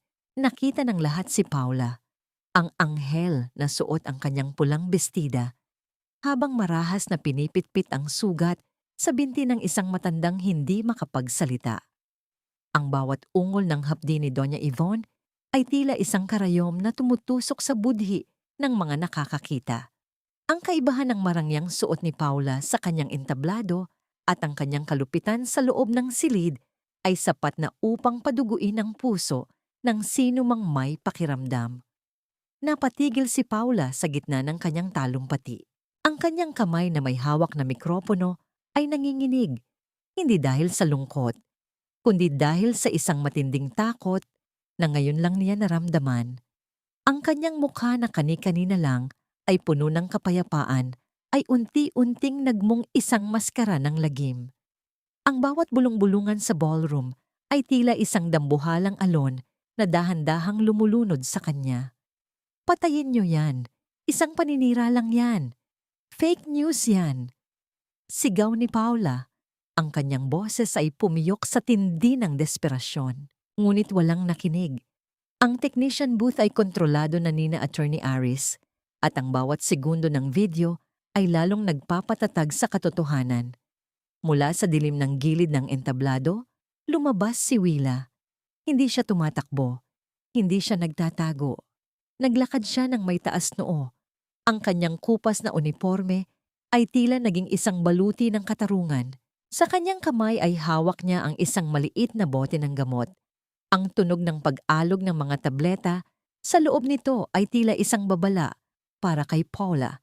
Kasunod niya si Attorney Aris na bitbit ang orihinal na testamento ni Doña Yvonne.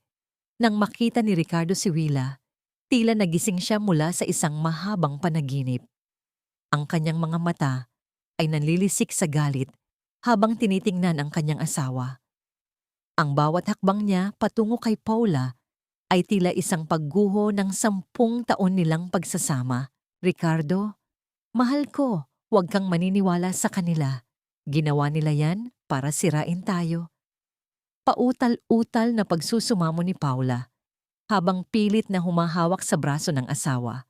Ngunit bago pa man matapos ni Paula ang kanyang sinasabi, isang malakas na tunog ng palad ang tumama sa kanyang pisngi. Ang sampal ni Ricardo ay hindi lamang isang pisikal na pananakit. Ito ang tunog ng isang lalaking nalaman na ang kanyang asawa ay ang halimaw na pilit niyang itinatago sa kanyang sariling tahanan. Ang binto ng sampal na yon ay umalingaw-ngaw sa buong bulwagan, tila nagtatapos sa lahat ng kasinungalingan.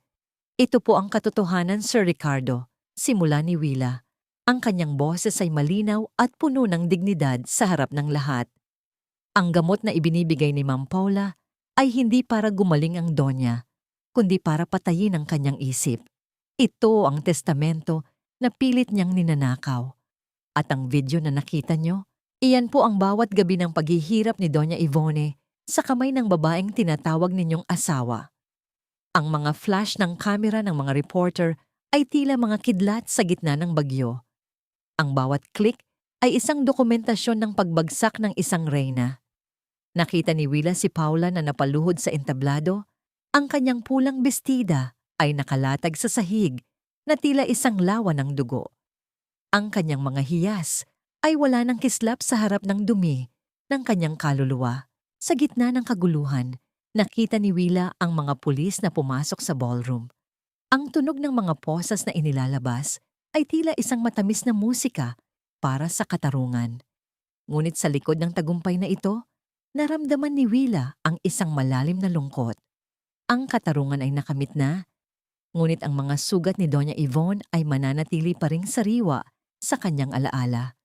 Habang hinihila si Paula palabas ng ballroom sa gitna ng hiyaw at pangungutya ng mga tao, lumingon si Willa sa malaking screen. Ang huling imahe doon ay ang mga mata ni Doña Ivone. Mga matang puno ng luha, ngunit sa pagkakataong ito, may kasama na itong pasasalamat. Ngunit sa gitna ng kasiyahan ng lahat, isang lalaki ang dahan-dahang lumabas sa likuran ng ballroom. Isang lalaking nakasuot na itim, na may hawak na cellphone at may kausap sa kabilang linya.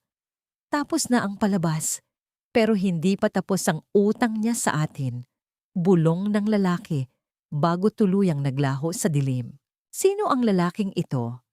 At ano ang utang na tinutukoy niya na tila mas malaki pa sa krimeng nagawa ni Paula?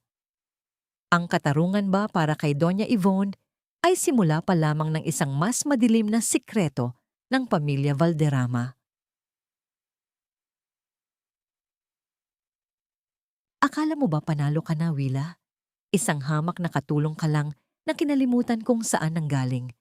Kahit mabulok ako sa kulungan, hindi mo mababago ang katotohanan habang buhay kang magdadala ng mantsa ng pagtatraidor sa pamilyang nagpakain sa iyo. Ang boses ni Paula ay paos, tila isang sugatang hayop na pilit pa ring nanunungayaw sa gitna ng kanyang pagkatalo. Habang hinihila siya ng dalawang pulis, palabas ng ballroom, ang kanyang pulang bestida ay sumasayad na sa sahig, nadudumihan ng mga natapong alak at mga yapak ng mga taong kanina lang ay yumuyuko sa kanyang harapan. Ang mga hiyas sa kanyang leeg ay tila naging mga mabibigat na bato na humihila sa kanya pababa sa kailaliman ng kahihiyan. Nakatayo si Willa sa gitna ng malaking pintuan, ang kanyang mga kamay ay mahigpit na nakakapit sa kanyang bag. Tiningnan niya si Paula ng diretso sa mga mata. Wala na ang takot na dati ay nagpapatak sa kanyang mga luha. Wala na ang pangangatog ng kanyang mga tuhod sa tuwing maririnig ang boses ng kanyang amo. Sa halip, ang tanging nararamdaman ni Willa ay isang malalim na pagkapagod.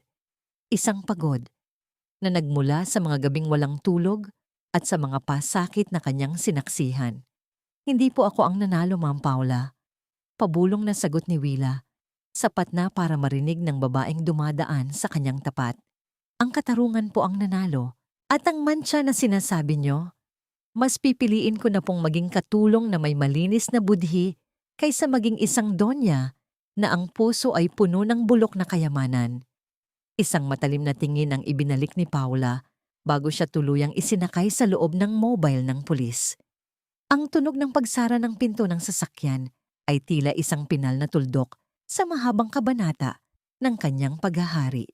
Ang mga ilaw ng sasakyan ng pulis na asul at pula ay nagmistulang mga huling kulay ng isang naglalahong imperyo sa gitna ng kadiliman ng gabi. Sa loob ng ballroom, naiwan si Ricardo na nakatitig sa kawalan. Ang kanyang mga balikat ay nakalaylay, tila pasan ng buong bigat ng mansyong Valderrama. Nilapitan siya ni Willa. Nakita niya ang bawat butil ng luha sa mga mata ng kanyang amo, mga luhang puno ng pagsisisi at pangungulila. Willa, patawarin mo ako. Naging bulag ako. Naging bingi ako sa mga hiling ni Mama dahil naniwala ako sa mga matatamis na salita ni Paula. Hikbi ni Ricardo. Ang kanyang boses ay nanginginig sa tindi ng emosyon. Paanong nagawa kong itaboy ang tanging taong tunay na nagmamahal sa amin? Hindi pa po huli ang lahat, Sir Ricardo. Tugon ni Willa habang iniaabot ang isang panyo sa kanyang amo. Naghihintay po ang Donya. Ngayon, higit kailanman, kailangan niya ang kanyang anak. Hindi bilang isang don, kundi bilang isang batang nangangailangan din ng kapatawaran. Habang nag-aayos ang mga tao at unti-unting lumilisan ang mga bisita, lumapit si Attorney Aris kay Willa. Ang kanyang mukha ay seryoso pa rin. Tila may malalim na iniisip sa kabila ng kanilang tagumpay. Willa, tapos na ang isang laban, pero may isang bagay na dapat mong malaman. Bulong ni Aris habang tinitingnan ng isang itim na sobre na natagpuan sa bag ni Paula kanina. Si Paula, hindi lang siya nagnanakaw sa pamilya Valderrama para sa kanyang sarili. May isang malaking halaga ng pera na napupunta sa isang lihim na account. Isang utang na kailangan niyang bayaran buwan-buwan para manatiling tahimik ang isang sikreto mula sa nakaraan ni Ricardo. Napahinto si Willa. Ang misteryosong sponsor na binanggit ni Aris kanina ay muling pumasok sa kanyang isipan. Sino ang taong ito? At ano ang sikretong kayang sirain ang buong pangalan ng mga Valderrama sa isang iglap lang? Anong ibig ninyong sabihin, Attorney Aris? Tanong ni Willa. Ang kaba sa kanyang dibdib ay muling nagbalik. Bago pa man makasagot ang abogado, biglang tumunog ang cellphone ni Willa. Isang tawag mula sa ospital kung saan dinala si Doña Yvonne para sa check-up pagkatapos siyang makuha mula sa ambulansya ni Paula. Hello? Opo. Si Willa po ito. Ano po? Opo. Papunta na po kami. Nabitawan ni Willa ang kanyang cellphone. Ang kanyang mukha ay biglang namutla. Tila nawalan ng lahat ng kulay. Willa, anong nangyari? Tanong ni Aris. Si Doña Yvonne? Bigla po siyang inatake. Sabi ng doktor, baka hindi na po niya kayanin ang gabing ito. Hikbi ni Willa habang mabilis na tumatakbo patungo sa sasakyan ni Ricardo.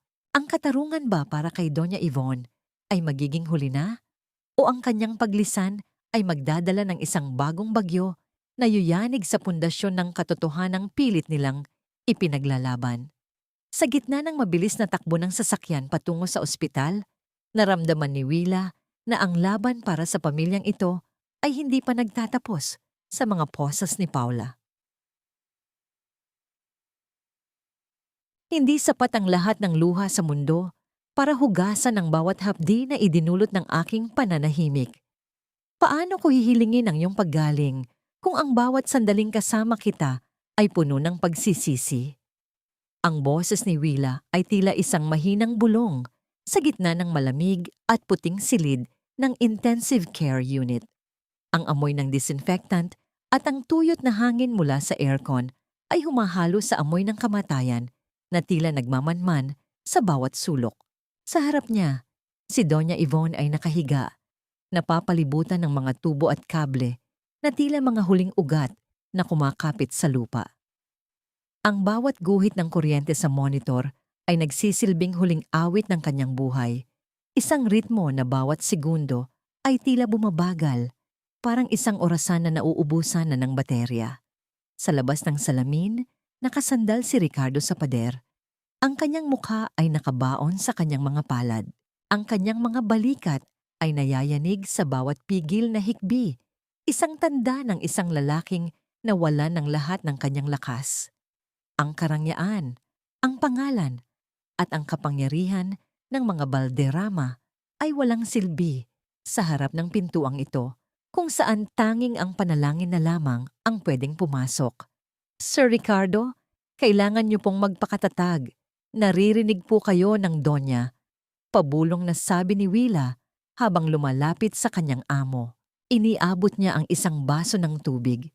Ang bawat galaw niya ay puno ng kalinga na dati ay ipinagkakait sa kanya ni Paula. Willa, paano ko siya haharapin kapag nagising siya? Ang bawat pasa sa kanyang katawan ay dahil sa aking pagkabulag. Ang bawat gamot na lumason sa kanyang isipan ay binayaran ng aking sariling pera. Hikbi ni Ricardo. Ang kanyang boses ay puno ng pait. I failed her, Willa. I failed my own mother for a woman who never loved us. Sa gitna ng kanilang pag-uusap, dumating si Attorney Aris.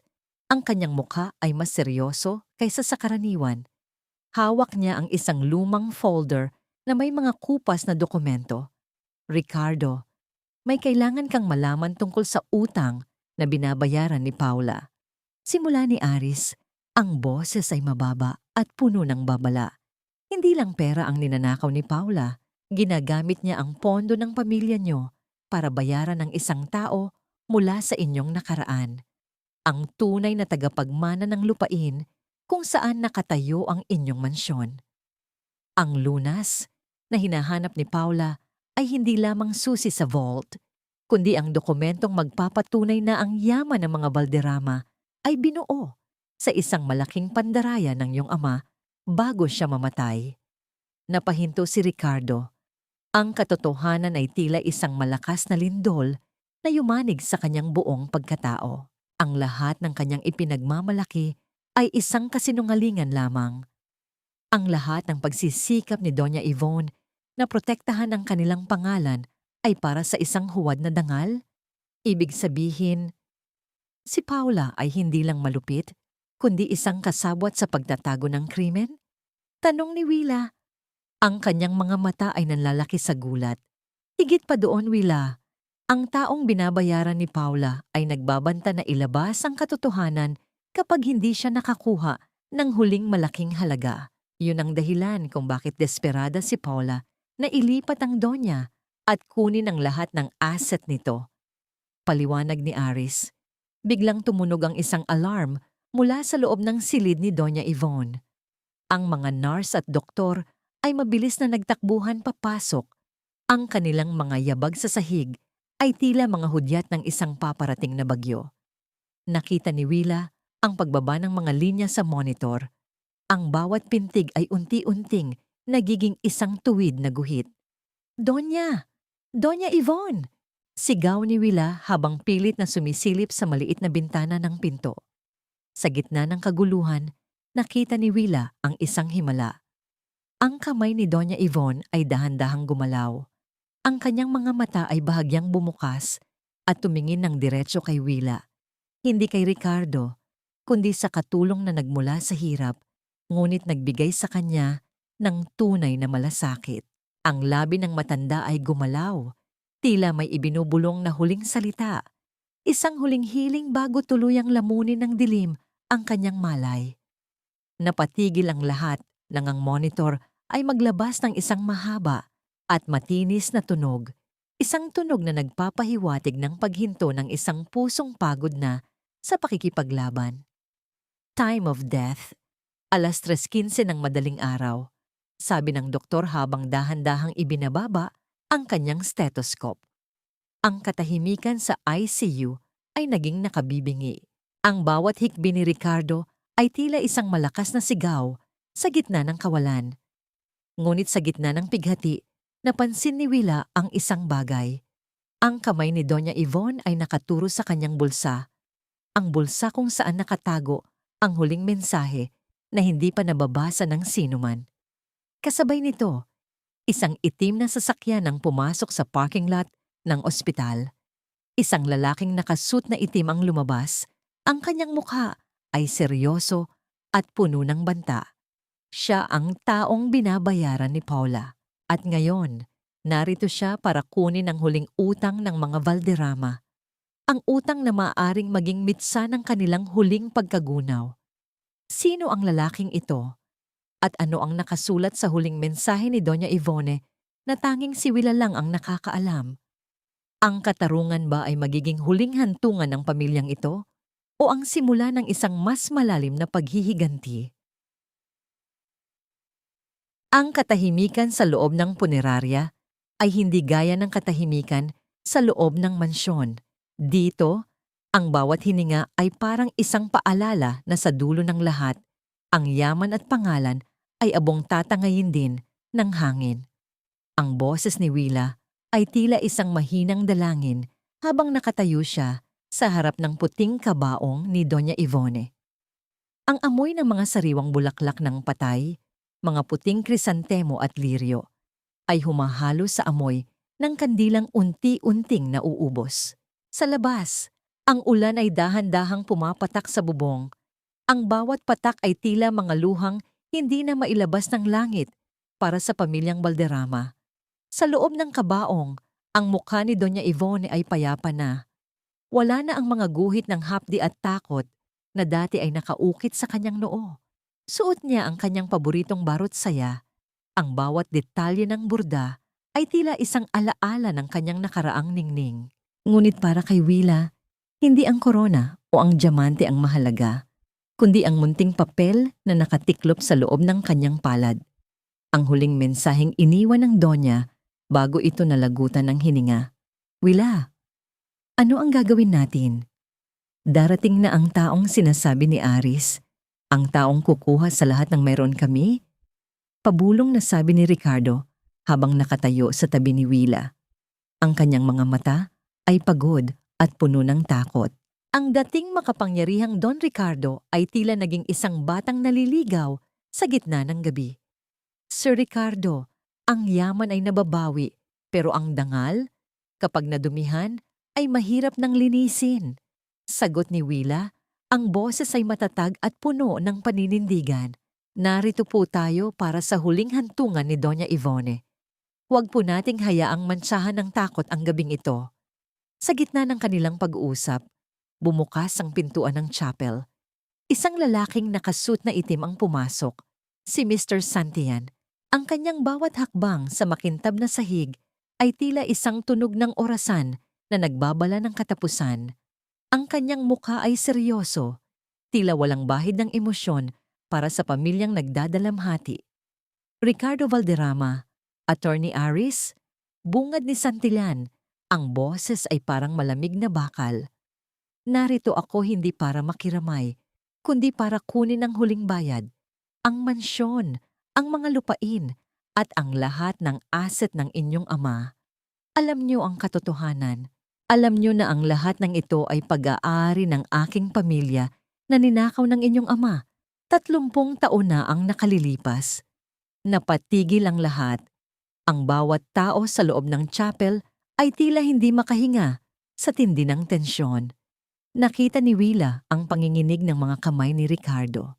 Ngunit bago pa man makasagot si Ricardo, dahan-dahang lumapit si Willa sa gitna. Inilabas ni Willa ang huling mensahe ni Doña Ivone. Ang papel ay luma na at bahagyang dilaw, ngunit ang bawat salitang nakasulat doon ay malinaw. Mr. Santillan, bago niyo po kunin ang lahat, basahin niyo po muna ito. Simula ni Willa, ang kanyang boses ay nangingibabaw sa katahimikan. Ito ang sulat ni Doña Ivone. Ang lunas na hinahanap ni Paula ay hindi lamang susi sa vault, kundi ang lunas para sa kasalanan ng nakaraan. Alam ni Doña Ivone ang ginawa ng kanyang asawa at sa loob ng maraming taon, palihim siyang nagtatabi ng pondo sa ilalim ng inyong pangalan para ibalik ang lahat ng may interes. Napahinto si Santillan. Kinuha niya ang papel at binasa ang bawat linya. Nakita ni Willa ang unti-unting paglambot ng mukha ng lalaki. Ang galit na dati ay nagpapatigas sa kanyang mga panga ay napalitan ng isang malalim na gulat. Sinabi rito na ang mansyon ay ibinibigay na niya sa amin, ngunit may isang hiling siya. Bulong ni Santillan habang tinitingnan ng kabaong ni Doña Ivone. Hiling niya na gawin itong isang tahanan para sa mga matatandang inabandona, isang lugar kung saan walang sino man ang kailangang dumanas ng kalupitang dinanas niya sa kamay ni Paula. Naramdaman ni Willa ang isang mainit na bugso ng emosyon. Ang sakripisyo ni Doña Ivone ay hindi lamang para sa kanyang pamilya, kundi para sa katarungan ng lahat. Ang kanyang kamatayan ay hindi isang katapusan, kundi isang bagong simula para sa mga taong walang boses. Lumapit si Ricardo kay Santillan at dahan-dahang yumuko. Ang kanyang pagluhod ay hindi dahil sa takot, kundi dahil sa isang tunay na pagpapakumbaba. Kunin niyo po ang mansyon. Kunin niyo po ang lahat. Ang hiling ko lang po ay matupad ang huling gusto ni Mama. Hikbi ni Ricardo. Sa sandaling iyon, ang yaman ng mga Valderrama ay nawala. Ngunit ang kanilang dangal ay muling nabawi. Habang pinapanood ni Willa ang eksenang yon, naramdaman niya ang isang kamay na humahawak sa kanyang balikat. Ito ay si Attorney Aris. Ang kanyang mangiti ay puno ng paghanga para sa katapangan ng isang hamak na katulong na nagpabago sa kapalaran ng isang dambuhalang pamilya. Willa, ikaw ang tunay na lunas sa pamilyang ito, bulong ni Aris. Sa labas, ang ulan ay tumigil na. Ang unang sinag ng araw ay dahan-dahang sumisilip sa pagitan ng mga ulap.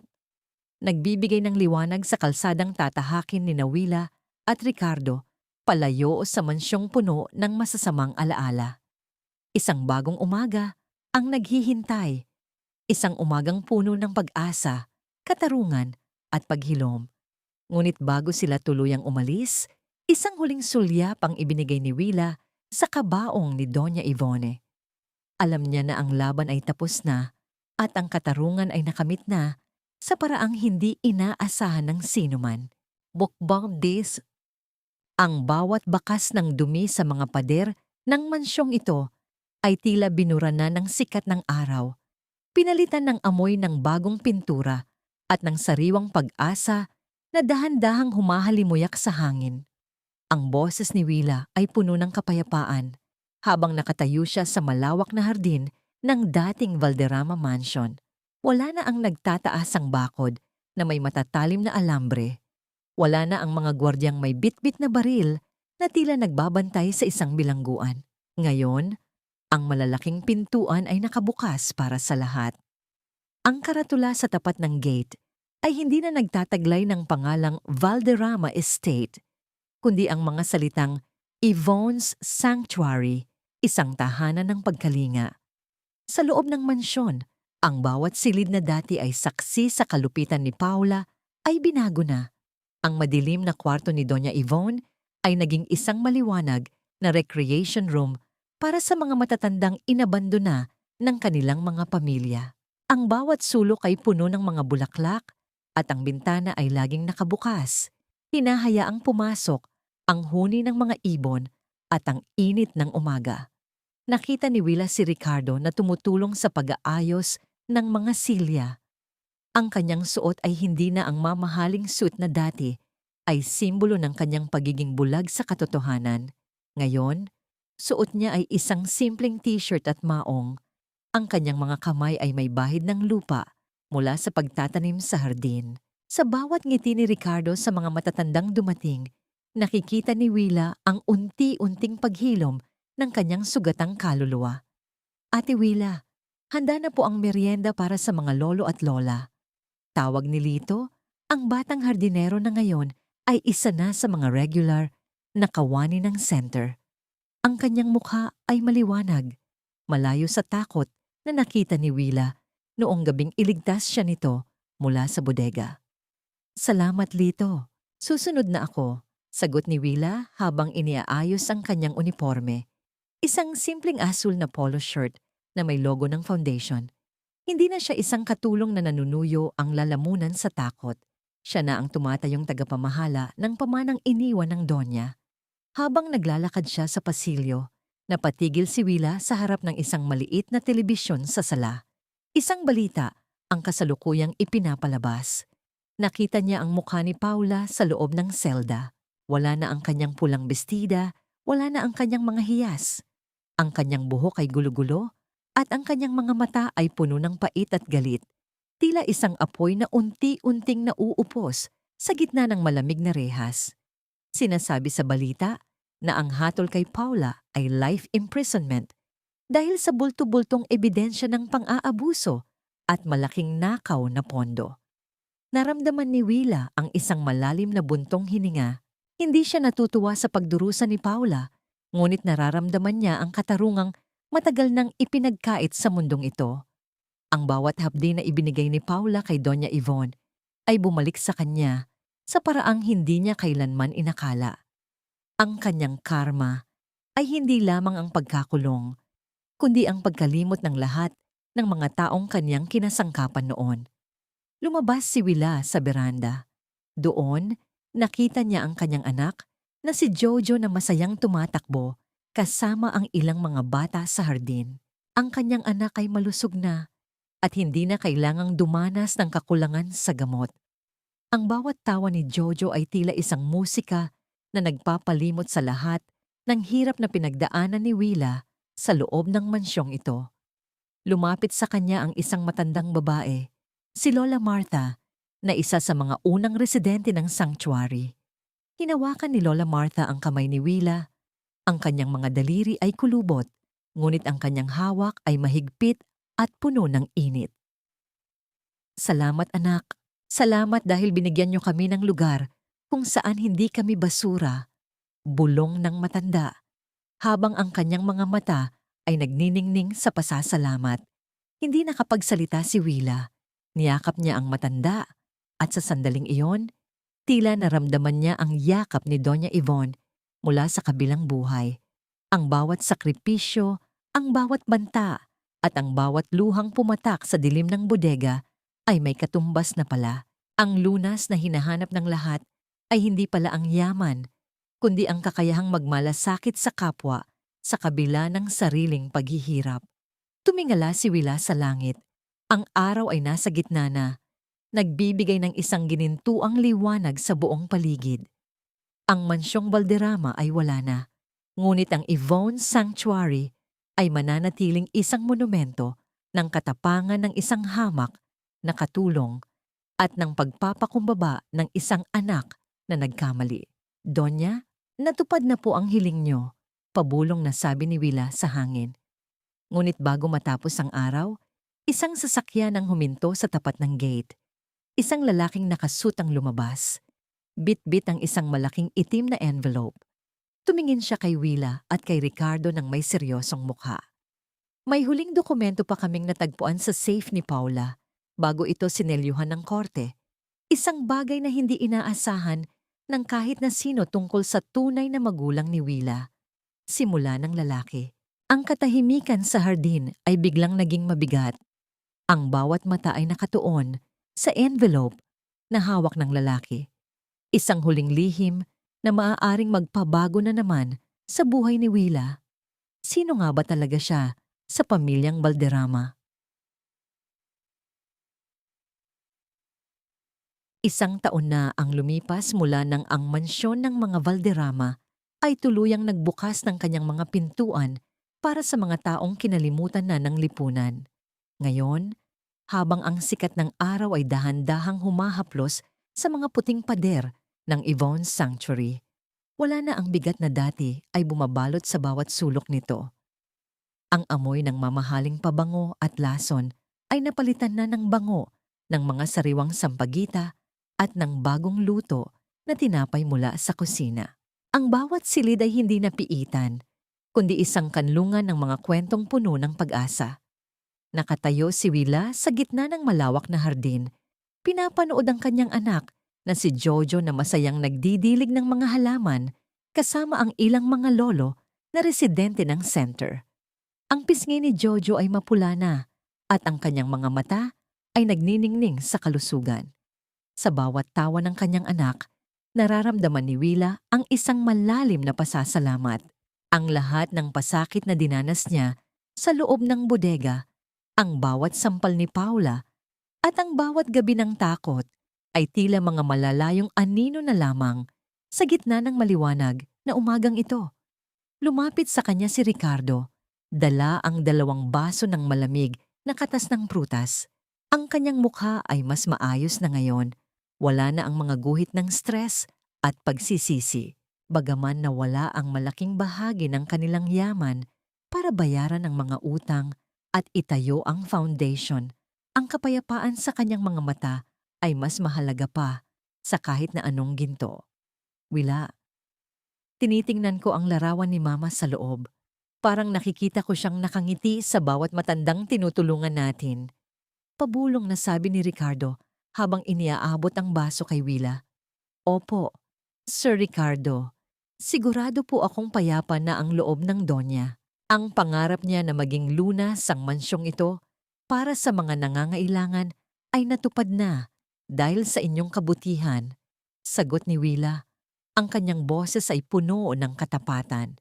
Nagkatinginan ng dalawa. Sa nakalipas na taon, nalaman nila ang huling lihim na itinatago ng dokumentong iniwan ni Paula.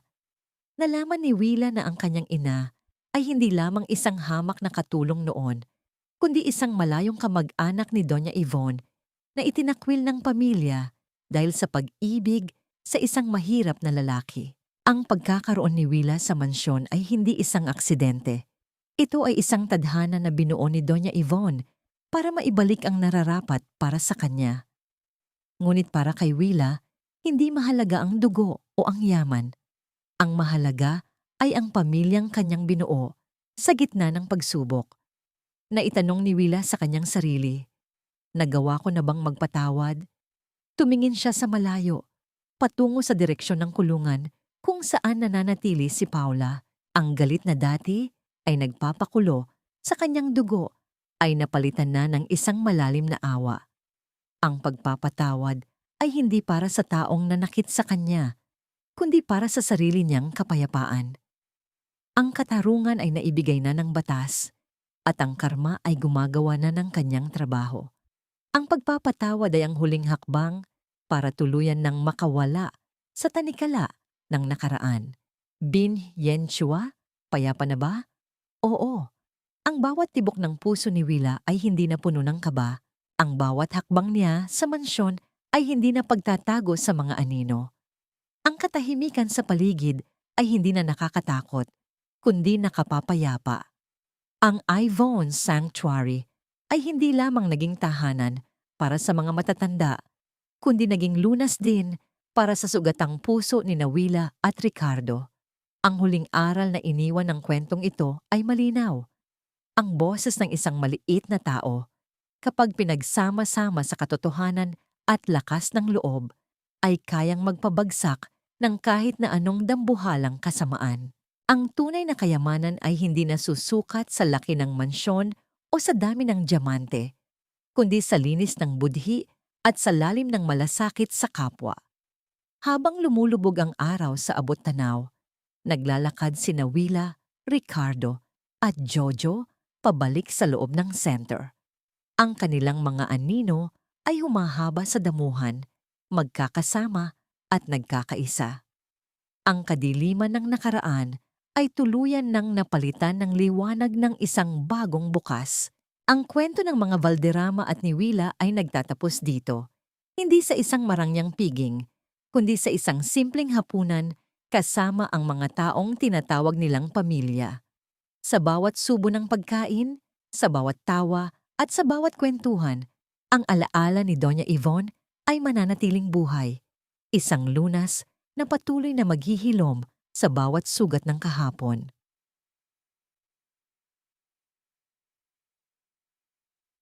At sa bawat hapunan na pinagsasaluhan nila, ang alaala ni Doña Yvonne ay mananatiling buhay, isang lunas na patuloy na maghihilom sa bawat sugat ng kahapon. Sa puntong ito, nais kong magpasalamat ng buong puso sa inyo, mga mahal kong tagapakinig, na nanatili at sumama sa akin mula sa unang kabanata hanggang sa huling hininga ng kwentong ito. Isang malaking karangalan para sa akin ang maging tinig na naghatid sa inyo sa loob ng mansyong Valderrama, sa madidilim na pasilyo ng takot at sa maliwanag na hardin ng pag-asa. Hindi naging madali ang paglalakbay ni Willa at Doña Yvonne. Sa totoo lang, habang isinusulat ko ang mga eksena ng paghihirap ni Doña Yvonne sa kamay ni Paula, ang sarili kong puso ay paulit-ulit na nadudurog. May mga gabing tila naririnig ko ang piping pagsusumamo ng matanda at ang bawat salitang inilalapat ko sa papel ay naging bahagi ng aking sariling luha at panalangin. Ang bawat hapdi na inilarawan ko ay tila naging sugat din sa aking kaluluwa, dahil ang kwentong ito ay hango sa mga munting himig ng katotohanan na madalas nating makita sa paligid. Ang mga bayaning walang pangalan na nagsasakripisyo sa gitna ng dilim para sa mga taong kinalimutan na ng mundo, tulad ng isang munting ningas ng kandila sa gitna ng malakas na bagyo. Ang kabutihan ay maaaring maliit at tila madaling patayin, ngunit sapat ito upang itaboy ang pinakamadilim na gabi. Itinuro sa atin ni Willa at Ricardo na ang pagpapatawad ay hindi isang tanda ng kahinaan, kundi ang pinakamataas na uri ng lakas. Ito ang pagsibol ng isang bagong buhay mula sa mga abo ng nakaraan. Isang lunas na hindi nabibili ng ginto, kundi nakukuha sa lalim ng pag-unawa at pagmamahal. Bago tayo tuluyang magpaalam sa Avon Sanctuary, may isang katanungan akong nais iwan sa inyong mga puso. Kung ikaw ang nasa kalagayan ni Willa, sapat na ba ang katarungan para sa iyo? O kaya mo ring yakapin ang tunay na kapatawaran para sa taong nagnakaw ng iyong katahimikan at dangal? Naniniwala ka ba na sa kabila ng lahat ng kasamaan, ang bawat tao ay karapat at dapat pa rin sa isang pangalawang pagkakataon para magbago? Sana ay nag-iwan ang kwentong ito ng isang munting liwanag sa inyong mga puso at naging paalala na palaging may pag-asa sa kabila ng bawat pagsubok. Kung naantig ang inyong damdamin, mangyaring ibahagi ang inyong mga saloobin sa comment section sa ibaba. I-like ang video na ito at i-share sa inyong mga mahal sa buhay upang mas marami pa tayong mapukaw na puso. Ang inyong suporta ang nagsisilbing inspirasyon para sa akin na patuloy na lumikha ng mga kwentong nagbibigay buhay sa ating mga pangarap. Muli, maraming salamat sa inyong walang sawang pakikinig. Pagpalain nawa kayo ng may kapal at hanggang sa susunod nating pagkikita sa panibagong kwento ng pag-ibig, sakripisyo at tagumpay. Paalam.